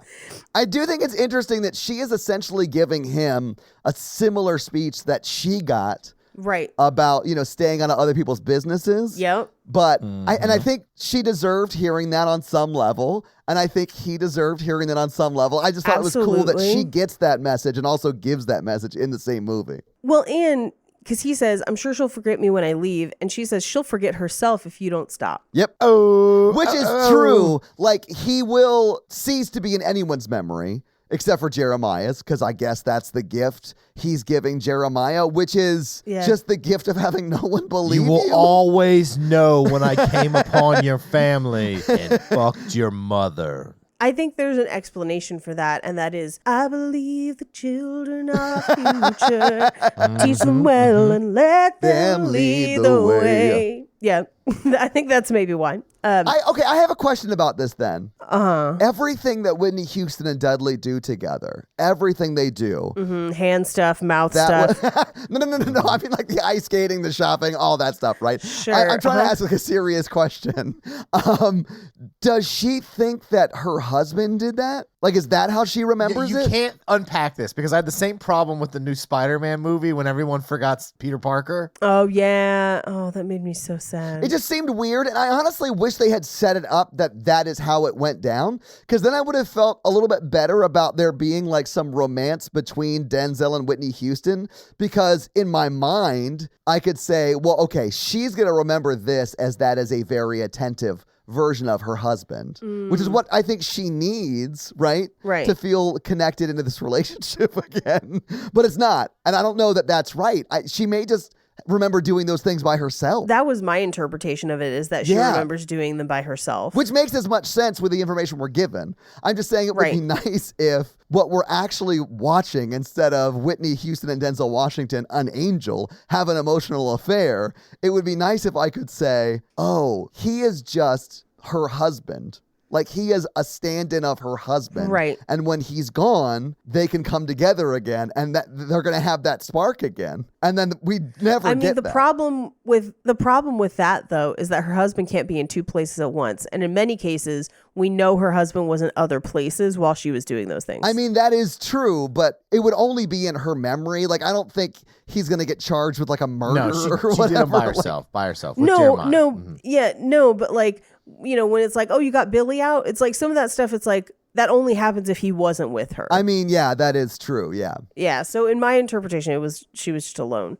Anyway, so he does hold the mom's hand. And so I think the mom gets a vibe of like, what are you? But like, doesn't say anything. No, because she's still very much in the get the hell away from my family. Like, that is her energy, even though they do touch hands and she acknowledges it. Right. But I do love that she walks in the house. She's like, did I tell you I quit smoking? Meanwhile, she was smoking literally right outside. Oh, I thought that was because she actually did quit smoking, because when he touched her hand, he like reprogrammed her brain or whatever to not be a smoker. So like, it's interesting that you didn't see it that way, because I don't know that I'm right at all. I did not see it that way. I don't remember if she smokes in the rest of the movie. Me either. So I couldn't refute that or confirm Sure, it. I don't I'm know. not sure it really matters, but like, yeah. That'd be fun, though. Which is why when you cut quickly between scene to scene like this, it's hard to tell things of that nature. Yeah. Right. And also the magical realism of this movie is sort of all over the map. So like, it's hard to know exactly What? I thought she was just full of shit. Well, listen, Paige, if a friend I had known that had smoked as long as I'd known them came over and said that to me, like after having just put out a cigarette, I would laugh. Like, that's funny. Right? So, like, I understand Yeah. why you would think that that's just her making a joke. Right. But that also means that her friend who opened the door is an awesome friend because she immediately, like, yes ands it, like, oh, that's great. Congratulations. Like, I love that reading of it. Anyway, Dudley walks and ends up sitting alone in the church. Meanwhile, Yeah. Henry and Julia, Courtney B. Vance and Whitney Houston, are driving to drop off the Christmas baskets. And they are actually, like, they're kind of arguing in the car, but they get out to drop off this one basket. And Dudley makes Dudley makes Courtney B. Vance slip on the walkway. And for a hot second, I was like, is he trying to murder him? Is this about to be a murder? Like, what is happening? Yeah. But then he makes Whitney Houston slip, so they kind of like tumble into the snow together, and they're laughing together. Yeah, because they're thinking, like, obviously we're going to sue this homeowner. So if we both Of hurt course. ourselves, quote Of unquote, then we can course. save the church and the boiler. But what ends up is they get back into the car and they're kind of laughing and reminiscing, and they tell a pretty wild fat phobic yo mama joke. Yeah. But I do love it. Like, sometimes jokes are really good and funny, and in this case, it was your mom is so fat. When policemen saw your mama, they'd say break it up, as if it was multiple people. Oh, man. The roast comedian inside me loves that one. I also love the combination of, like, profiling and a yo mama joke in one Yes, that thing. it's both. Yes, That I like that it's it's both. I loved it. I thought it was very good. I mean, still fat phobic. Don't get me wrong. Right. However, I mean, it's still a yo mama so fat joke, right? Like, absolutely. Anyway, so he's like, it's good to see you laugh again. And she's like, it's nice to have a reason to laugh. I wish this version of you would show up more often, is what she says. Yeah. So they get to the house. She goes inside. He goes to look at the boiler, and he sees the new boiler and walks in and sees everyone kind of prepping the church for the next day. Now, the next day, I believe, or the day after, they're supposed to be televising a sermon, which Yes. they literally only talk about for like 2 seconds before it's like a major plot point. right. But he then goes to talk to Mr. Hamilton, and he's like, I have reconsidered. I don't want the job. I can't leave my people. Which I do want to point out is almost immediately after he sees that choice new boiler installed. Right. I mean, I don't for a second believe he actually was just conning him this movie. I think he had a legit change of heart, but it still made me laugh. It is very funny. Because I'm a cynical, terrible person. I don't think Courtney B. Vance's character is any of those things. For sure. Yeah. But essentially what we find out is that Hamilton bought the mortgage on the church, and he's going to tear it down regardless. Yeah, which is such a dick move. It is like the biggest dick of moves. Yeah, like I do sort of love that he was going to do all of the most evil shit, but like not tell anybody about it. He had like this whole plan in place to where he got to feel like a great guy, but ultimately his entire plan this entire time is to destroy that community. Right. And with the support of the people doing it. And his whole thing was, Yeah. I care about the things that you care about. And so as Courtney B. Vance is leaving, he's like, do you still think you care about the things we care about? Ooh. And he does sort Like, of invite him to church to that He church does. sermon, and he's like, because I don't think you do care about the things we care about. I want you to come see what Right. we care about, right? I really like that he does that and invites him to come. So we cut back to the house where they're putting Jeremiah in costume and having him rehearse his lines for the play because one of the other shepherds got sick. So he has to step in and be a shepherd because with every single Christmas pageant, someone gets sick. It happens every time. I got chicken pox at a Christmas concert. Did you? One time a girl on the choir risers in front of me threw up in the middle of the presentation, like in the middle of the performance, and they had to pull her off stage. But then like they couldn't put anything over the barf. So it kind of just like sat there as we finished the songs, and then we had to leave. And then somebody put kitty litter over it. Gross. But also I feel like I have gotten a handful of parts in Christmas pageants because other people got sick. That's fair, yeah. Like, just benefiting off of the flu. Yeah. So what you're saying is you never had to booby trap a wet yourself doll so that you got to step out and steal the show. I'm not saying Whitney Houston is a monster in this movie, but I'm She's saying not. that she planned this so that she could steal the spotlight later on. Honestly, we're better for it because if you had a choice of like, do you want to hear this random child sing or do you want to hear the glorious tones of Whitney Houston?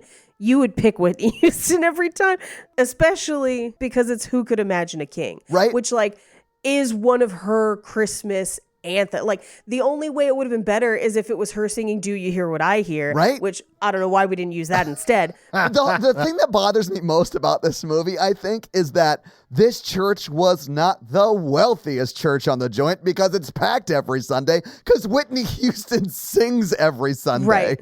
Like, Right. what are we talking about? This woman's insanely talented. I mean, I went to a church as a child with many, many insanely talented people, and it does bring people in, but mostly around holidays. Like that's Sure. that's the Yeah, thing, yeah, yeah. you Okay. know? I So can like, see that. you know, And that is sort of the vibe here because a lot of people show up around this this one Christmas sermon or the Christmas right. thing. Service. Yeah. Service. Thank you. Yeah. Yeah. Anyway, so they're prepping Jeremiah for the play, and they're like, by the way, there'll be somebody in the audience watching your play. It's Hakeem because he's going to stay through the new Yay. year. Which my thing is, at no point did they show them working on this. Like, No. we have no idea how this happens. Well, and you know what would have been nice? To see a conversation between the two of the married people in this movie Yeah. that didn't end in a fight. Like them having like a, hey, you know what I think we really should do for our son? Woman Right. that I love most in the world. Right. Who's going to They have just to don't- provide a lot of the caretaking for this new child. Right. Yeah. I mean, yes, I wasn't even thinking about it from that aspect where he's asking her to do a lot more work around the house than he is willing to take on by doing this, They're like right? two cats. They play together. Right. I'm sure that's not true. But he's like, it could have been a sweet moment where they came together and decided to do something sweet for their child. Right. And we don't even get that scene. Or he sees that his child is hurting. Yeah. And he's like, I need to do something. And then brings her in on it and is like, there's a possibility that this could happen. Right. Do I have your buy-in, basically? And for her to be like, yes, thank you for doing this for me. Anyway, so Hakeem is going to be there. And he, takes him up to show him the siren and the ambulance, and they go to tuck them in, and they have them close the door because they don't need Whitney Houston to sing. They've got friends. It'll be fine. Yeah. We cut to Courtney B. Vance is writing his sermon for Christmas, and it's basically him being like, hey, they're going to tear the church down. Yeah. And Whitney Houston's like, hot chocolate? And he's like, no, I just have to have a depression walk. And he just like, he shuts her out again. He's just kind of constantly shutting her out. Yeah. But we cut to the fancy house where Dudley has showed up to talk to Hamilton, and he comes in and he's playing I Believe in You and Me. And then he stands up and the piano keeps playing. Yes. And that's him to be like, I'm an angel.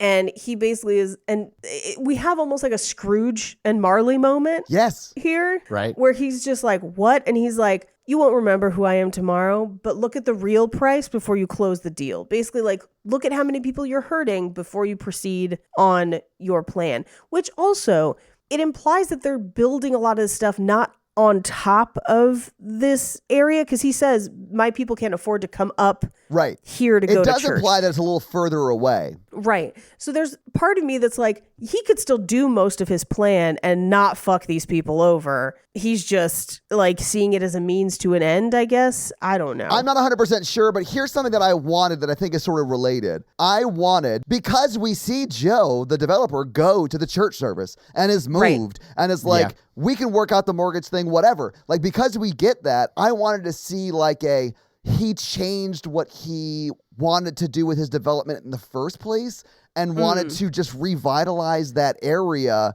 in a way Right. that was sustainable for the people already living in it. Right. We don't get that, but I think that would have been a cool turn too, just to Right, kind of right, show the preacher's impact with that. Anyway, whatever. Yeah. Meanwhile, the next day at the Christmas service that he is attending, the kids' pageant is going on, and Joseph and Mary are late for their cue because getting children to do their cues on time is a Herculean task. But at this point, I do have in my notes, how many children's performances have we sat through in this movie? And it's like 4 at this point. So many. There's a lot. It's a lot. This movie feels like going to church on Christmas Eve when you just want to go home and like have Christmas time with your family. Yeah. We didn't usually go on Christmas Eve. I mean, but there's usually like a Christmas pageant kind of thing. The church we went to when I was in high school had live animals for the pageant on stage. You went to a petting zoo? Yeah. I mean, listen, that would get me to go. I'd be like, hell yeah, I get to pet a sheep. It can't be that bad. Especially after my sister and her friends went one year and a donkey took a shit on stage in the middle of a solo. And then the soloist stepped in it. Oh, no. And kept singing. That's dedication right there. Oh, yeah. It did alter the note a little bit where he's like, and worship him. Because you're just like, oh, no. After that, all the animals had to wear diapers, which was still funny because occasionally a donkey or somebody would get ornery and just like kick a piece of the set. So we would go specifically to be like, what are the animals going to do this year? And then one year I went and we were sitting in the overflow where like if the actual like main room is too full, there's like a second room that shows it on the monitor or whatever. Yeah. And there was a woman sitting across the aisle from me, and I'm like 17 at the time, and she has her like toddler, like 2-year-old sitting on her lap facing her, and her toddler's like playing with her hair and like holding onto her shirt. Sure. And sneezes directly into her mom's face. And because she's holding her, she can't block it, she can't wipe it, she can't prepare for it. So I just watched a woman see a child start to sneeze and then go like, and just have to brace herself for it as it hit her full speed in the face. Christmas pageants are fun, man. Yeah, I mean, it's always I love a good time. Christmas pageant. I mean, I don't believe in any of that stuff, but like, if I ever got a chance to and I was in the area to go see the Hill Cumorah pageant again, you better believe I'm going to see that shit. So the church we went to had like a huge theater department where they would do community theater as well. And it wasn't only church people. It was like community wise, if you wanted to audition, anyone could audition or whatever. And so they let one of those guys write the Christmas pageant one year, and it was off the rails bonkers bad. Like it was just like it was clearly him writing a vehicle for him to be awesome, but it was like, so this is where we go into the swing era portion, and then we've got the sleigh on stage. It was this like huge massive craziness, and they're like, you have to put part of the Bible part in. He's like, fine, it's the second act. Paige, have you ever heard of the Hill Cumorah pageant though? No. This is a LDS thing. I've heard of, there's an Easter one that LDS does that's like a huge deal. Is this the same people? I don't know if it's the same group that does it. I mean, the Hill Cumorah pageant's been going on since like the 1930s, and it still is America's largest outdoor theatrical event. Oh my God. That's the new worst sentence I've ever heard. Oh, Mikey. But it's like, I bet it's bonkers. oh yeah, because it's all about like Joseph Smith and like the Nephites and the Lamanites and all of like the Mormon mythology that like, it's like if LRH had been born 100 years earlier, right? Oh, and I would love to see an LRH crazy pageant. But like, Paige, you have no idea. The stage is this huge hill, right? And they're just at the top of it acting, and you are down the hill watching it. So it's like insanely, everything's huge. It's amazing. To give you a little bit of an idea of how big our church's theater program was one time I was in Singing in the Rain, and not only did they teach 80 of us how to tap dance, but good Lord, in the center of the stage, they built a small version of Grauman's Chinese theater, and it spun so that one side was the Chinese theater and the other side was the inside of Gene Kelly's character's house. And so it would rotate based on sets. And then when they did Beauty and the Beast, they did it so that one side was the library and the other side was like the outside of the castle, Yeah. like the balcony castle. Yeah. And then that year they decided to do wire work so that they could like raise the beast within the thing and he could change and they could do pyrotechnics and then he would drop down and be out of the beast costume. They're pretty, like, they don't do it as much anymore, but back in the day, they That went sounds hard. insane. Yeah. I just looked it up. The Hilkamora pageant features a 10-level stage, 50-foot light towers, brilliant costumes, and music recorded by the Mormon Tabernacle Choir. Oh, Mormon Tab, though. Like, that's the thing where, like, like, we were not Mormon, not huge fans of Mormons in general, but at Christmas, like, when Mormon Tab comes on, people are like, okay, but this Christmas album fucking slaps. Oh, yeah. Like, Like, the Mormon Tabernacle Mormon- Choir is amazing. Yeah. they were amazing. Yeah. Anyway, back to this Christmas pageant that's not nearly as good, but does have Whitney Houston because the kids come out and as the pageant's going on, she's saying goodbye to Denzel Washington or he comes to say goodbye to her. Yes. But this is where she's definitely like, don't leave. Don't we have like a thing going on? And he's like, I must go. Okay, I have a very strange question. Does he even have the ability to dick her down if they wanted to take it there? I don't know. Yeah, I think so.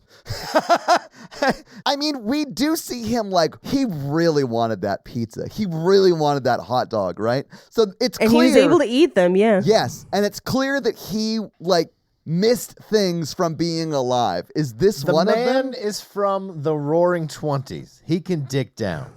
Do you think it's warm like his hands? Yeah, you'd be like, you feel God? No. I'm sad I asked. I take it back. I wish I had time to edit this episode, but I'm gonna have to leave all of that in. Ugh. So yeah, no Ugh. cuts. What are you talking about? That's a line that I use in my everyday life. Oh no. Dude, you should at least say demigod and be more honest. But I'm not Demi. I'm all the way. He's more. He's more than Demi. No. Oh, I thought you said Simi. I'm sorry. So they get interrupted by Mary from the pageant because they used a baby doll that pees. Now, the amount of liquid that is on her when she lifts that doll up is like 4 dolls worth of water. Yes, someone dropped a pitcher in her lap. Yes. That person was Denzel Washington. We're talking about the girl, not Whitney Houston, Mikey. Yep. But also, Mikey has backed away and put his blanket over his face.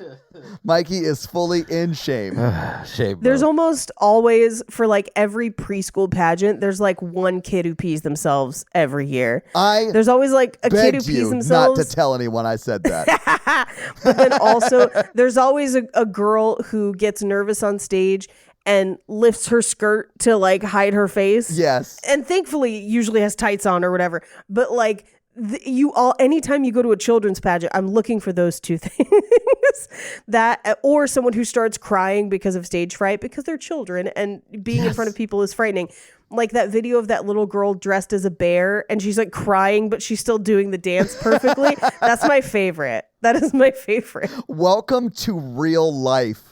Yeah, welcome to show business. It's a lot of tears. You better get fucking used to it. Anyway, so Mary walks off. Whitney Houston takes the baby and goes and sits in her place and sings Who Could Imagine a King. It is amazing. Dude, if I was that kid, the I'd be boy who's doing the pissed. solo next to Whitney Houston, I'd be like, okay, this is unfair. Like, you're going to match my voice against yours? That's a dick move. Oh, think about the parents. Like, she's going to come out and upstage all of our children? Come Well, on. I mean, she absolutely did sabotage that doll right before this whole televised event took place. Yeah. She is a diva. She also did kiss Denzel on the cheek, which is... That is true. And it was like borderline. It might have been half of his mouth, part of the cheek, you know? It was like close to the lips. It was close. But also, I feel like if you're the kid who's being upstaged, your only option is to go full Sister Act 2, Oh Happy Day, and just like, oh happy day, just like hit the note she can't hit because you're a kid. Just do it. Because you don't have a baritone voice, you're only falsetto still. So Yeah. You're like, oh, you're a first soprano? Try being a half soprano. Because you're, as Meg Ryan says in Sleepless in Seattle, still a falsetto child. Yes, a falsetto child.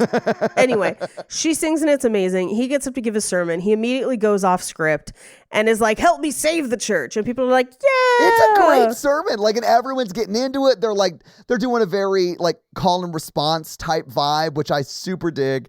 And it's great. I love it. Yep. And you really see Joe, the developer, getting into it. And he's like, he's buying it. He's like eating it up. He does. And he also turns and gives part of the sermon to Whitney Houston specifically of like, I love you, and in love there's also forgiveness, and we need to rebuild. And you're just like, oh, okay. This is like the one part of the movie that like even seems like they love each other at all on some level. And I'm glad it's here, but I feel like we needed more of this, you know? Yes. Well, and then she gets up to sing again, and it's Joy to the World, and it's amazing. Of course. And this arrangement, we definitely did this arrangement in church for sure.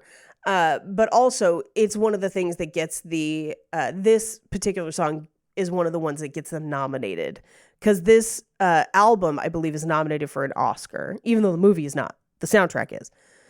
So meanwhile, Dudley is around their house, and he's like picturing himself in their wedding photos, which is still kind of creepy. Right? Yeah.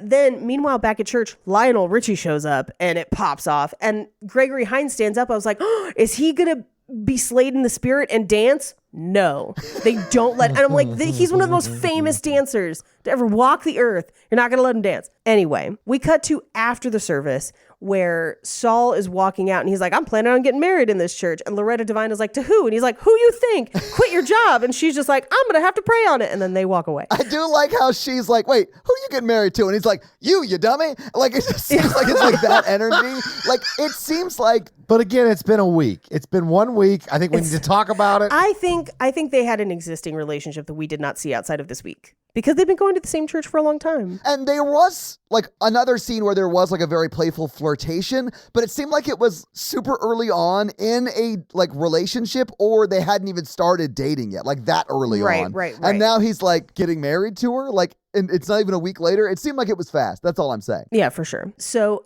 as they're leaving, Gregory Hines comes up and he's like, we'll figure out the mortgage. Like, don't worry about it. Keep the boiler, whatever. Yeah. So then we realize that they don't remember Dudley at all. And like, he like comes up to them and they're like, okay, nice. Who are you? Well, he just says, it's great sermon, Pastor. Thank you. And he's like, oh, Yeah. Thank you so much. You know? And as they start walking away, Whitney's like, who is that? Yeah. She's like, I have a tingle. Who is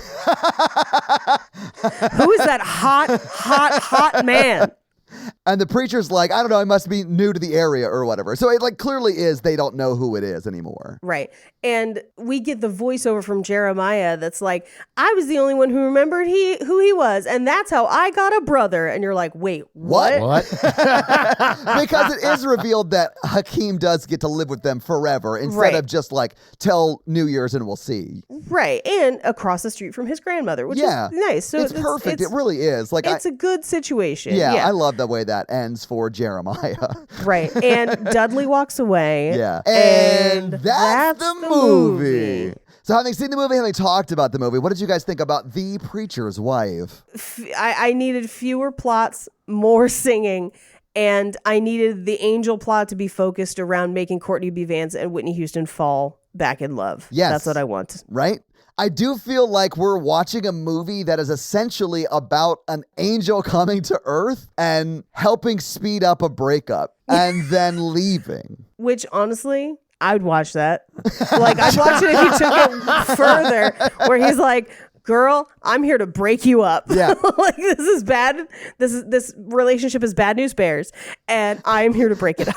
We don't really get any romance stuff between the husband and wife that are still together at the end of this movie, and I think the movie wants us to want to be together. Right. But there is just no romance. Like, all of Whitney Houston's problems with the marriage, not the fact that he's going to, like, let the church go. I mean, like, the actual problems in the marriage, like there being no spark. Right. Like he's not very kind to her all the time. He works all the time. None of that has been solved at the end of this movie. Right. So she is essentially at the end of this movie just in the same place at which she started, which is in an unhappy marriage. And that makes me sad. Right. Yeah. But I would watch this movie again because Whitney Houston is so amazing. She's a great singer, and I just love seeing her sing on screen. I will just YouTube her performances. I mean, honestly, yeah, I think it's worth it for that. I do think Jeremiah is super cute. Everyone's really good in it.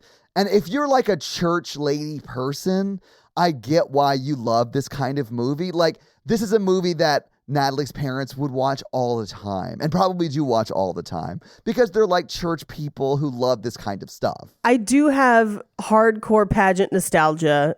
And it like makes me want to go see a Christmas pageant. Honestly, I hadn't thought about that in years, Paige. But I do have so many like funny, fond memories from like not only viewing them, but actually being in them as a child. Like, yep. man. So I think you hit some pageant nostalgia in me too. I didn't super like it. It's like a shitty version of like 9 other movies with angels that are romantic comedies. I mean, yeah. I mean, I think you mentioned one like what was it? City of Angels. You've got that one. You've got Angels in the Outfield. You've got Ghosts. So, like, yeah, I mean, you've got all those other romantic comedies about angels. Is Angels in the Outfield a romantic comedy? I don't think Absolutely not. But it's a movie that exists for some reason. I know people play with balls in it, but...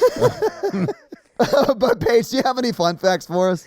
I do. I have a fair amount of fun facts. Well, hit us with your fun facts. Preacher's Angel Wife, fun facts. In a 2013 interview, Penny Marshall, who directed this film, mentioned how she had to remove an extra from filming in the church due to the color of the extra sweater matching the choir's uniform. That extra turned out to be Melissa McCarthy.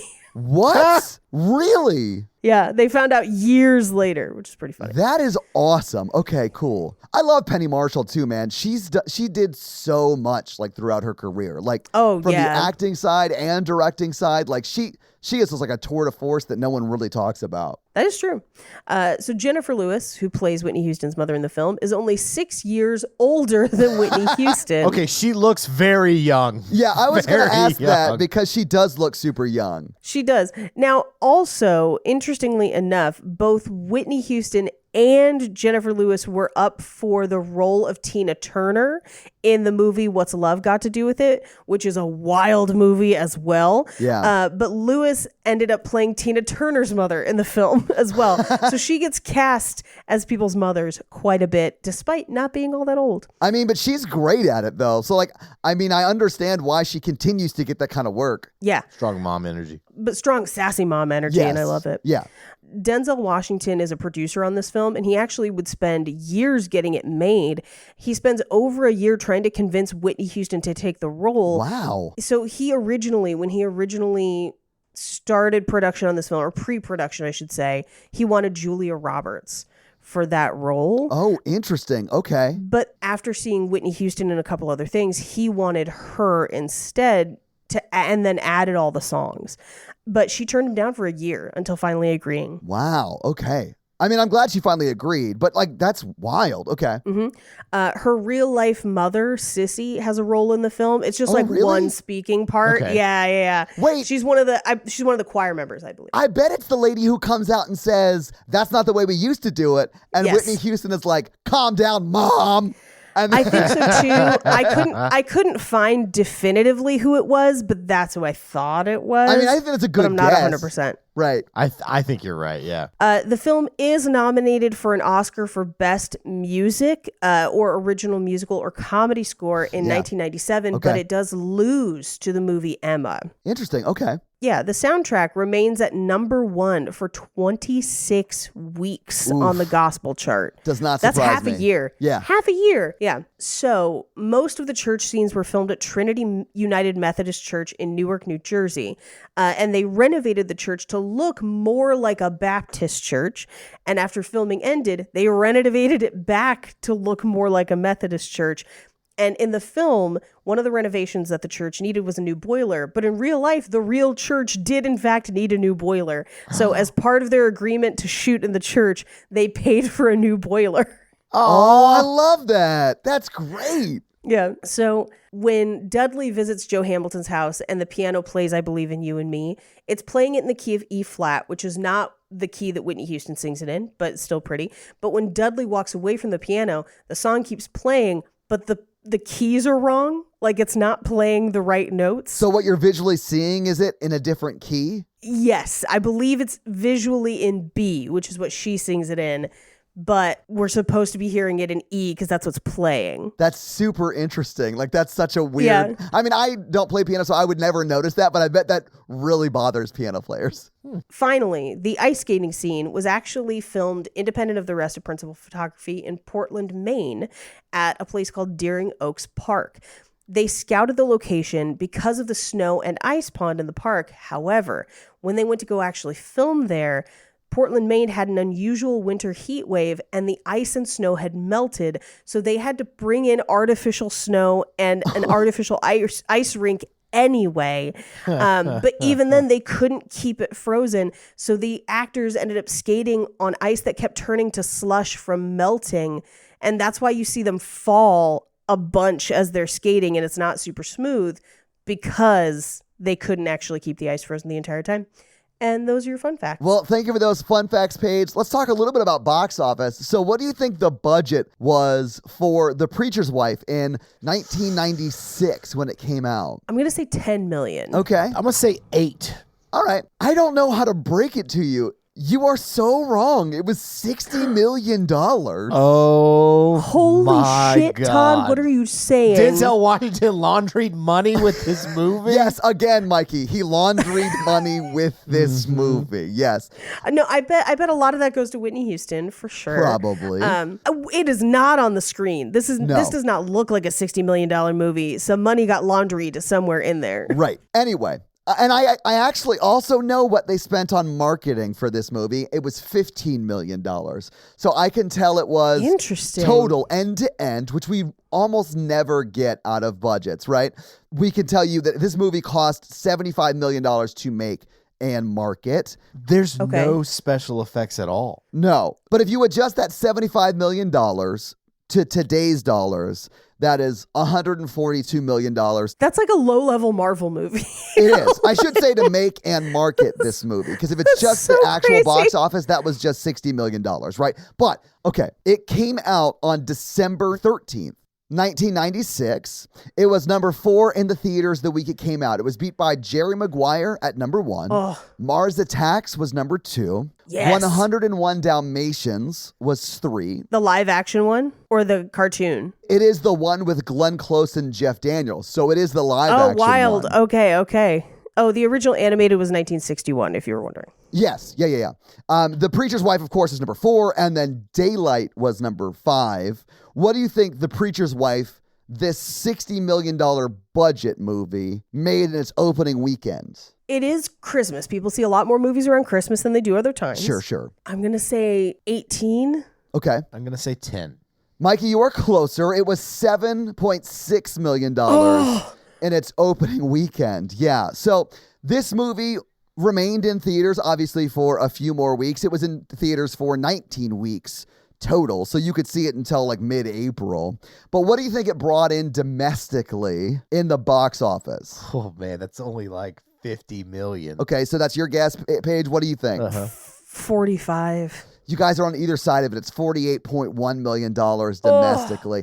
It made 56 total worldwide because it brought in another 8.3 million worldwide to put it up at that $56.4 million. And if you adjust that for inflation, that's like $107 today. So like this, I think, sort of bombed. It cost them $60 million to make, 15 to market, and only brought in 56. What about home market? I don't have home market, so I bet it eventually does make money. Oh, yeah. And TV, because this used to show on TV too. Of course.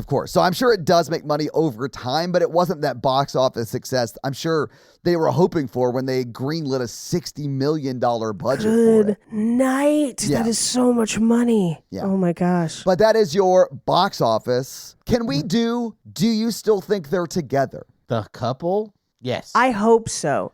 I think he will have to learn to set work boundaries. Oh, I don't think he learned any of those lessons. So you don't think he learned lessons, but they're still together? Yeah, that's a bummer. I mean, I would hope they were still happily together, but it depends on him doing a lot of personal work and her doing some work on communication. Yes, it takes both sides. In the sequel, a demon comes down and fucks him. Oh, Or comes is up. that what that Lil Nas X music video is about? Yep.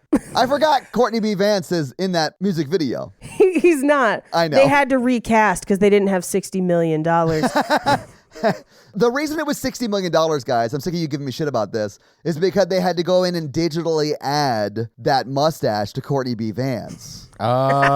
Oh. You wouldn't think so, but they did. Looks good for 90s. Yeah, it Yeah. It looks great, honestly. It's like when they went back and digitally added hair to Kevin Costner's hairline in the movie Waterworld. But anyway, I don't think they're still together because I don't think Gary B. Vance's character learns anything. Gary? Courtney. I don't think Courtney B. Vance's character learns anything he needs to learn to maintain a successful relationship with his bombshell, amazingly talented wife. Here's what I will say. I think that TV production that they do of that Christmas service makes their church famous because of Whitney Houston, because she's amazing. And that pulls them out of needing to do everything themselves and puts them in an easier financial position, which eases some of their relationship struggles. Honestly, I'd love that. I would love that Yeah. too. Mikey, do you want to hit him with that romance scale? Yeah, the romance scale is a scale of 1 to 10 of how romantic we found the film today. Paige? 1? Todd? It's a 1 for me. It's also a 1 for me. And that's a romance scale. There you go. And romance sound effects. Mm-hmm. So this week, Paige, you made us watch The Preacher's Wife. Mikey, what are you making us watch next week? The Princess Switch? No, I'm going to go classic with this. One of my Okay, all-time okay. favorite Christmas films, since we talked about it a lot, and it has an angel. Are we doing It's a Wonderful Life? Yeah, let's do Oh it. my God, I Mikey, fucking that is perfect. Hate that movie. That's why it'll be perfect. Ah, Paige hates it. Natalie and I watched that every Christmas Eve, and we used to before COVID. Like the Franklin Theater would do like showings of it leading up till Christmas Eve. So we would go to the Franklin Theater, which is like an old school theater here in Franklin, and go I see love it. that. I'd get balcony tickets. Like it was so fun. It was like a very fun Christmas tradition we got to do for 2 years before COVID shut everything down. Well, awesome. So your homework is to ring every bell in your house while getting wine drunk and then enjoy Zuzu's pedals in It's a Wonderful Life. So Mikey, do you have a review for us to read? Yes, Single Starling. All right. Well, what does Singer Starling have to say? Love this podcast. Okay, Every nice. episode makes me laugh. Is that it? Oh, Sorry. I try to like pause it where I think you guys are gonna talk, and it's fine, whatever. I've Okay. discovered new movies to watch and love, and sometimes even hate watch. perfect. You're welcome for 365. Oh, See, I paused there and it worked. I have so many movies I hope they eventually watch and discuss and listen every time there's a new episode. The fun facts and box office info are great. oh my, thank 5 you. stars. Oh, thank you. I will admit sometimes I get fun fact envy because everyone loves the fun facts, but no one talks about if they like box office or not. Although I'll say this, fun facts is way cooler than box office. Only when I find weird shit like Melissa McCarthy got removed from the set of this film. But Paige, you'll like occasionally do like the smile fun facts where you also Google just fun facts about like teeth or whatever. Yeah, sometimes I got Oh, that real was the chaos teeth energy episode. sometimes. Yeah. It was the teeth episode because I was just like, fun facts about teeth. And the internet was like, they're in your mouth. Yeah. You chew food with them. So great. Anyway, Single Starling, thank you so much for that awesome 5-star review. And if you want to have Mikey read your 5-star review, leave us a 5-star review. So, yeah, guys, if you like this power throuple that we have here on this podcast, make sure to check out our other podcast, The Horror Virgin. And that is the only other podcast that Mikey and I are on. But Paige gets around, and she is on 2 other podcasts, Black Card Rehab, and Cult Podcast. So guys, definitely check out those because they're amazing. If you want to follow us on social, we are at Romancing the Pod Show Yes. on Instagram, and we are at something else on Twitter who I just have never taken the time to learn it. It's just Romancing Pod Show because they have a character limit and it's show SHO like Showtime. So guys, check that out as well. And if you want to follow us all individually, Paige is at Rampage Wesley everywhere, including TikTok, except for Twitter, where she is at Paige Wesley. Mikey is at mrandolph24, and I am at Todd J. Awesome everywhere. And guys, we got a P.O. box. So if you want to send us some love letters or whatever you might send to a P.O. box, it's actually not a P.O. box. It's like a regular street address. It's pretty awesome. It's 6688 Nolensville Road, number 108-34, Brentwood, Tennessee 37027. So send us some stuff. Yeah. Well, that's going to be it for us, you guys. I'm Paige. I'm Mikey. And I'm Todd. And you complete us. To completion. This bed's a rockin'. An angel's getting its wings. No, no, I don't Getting like this his at all. red wings.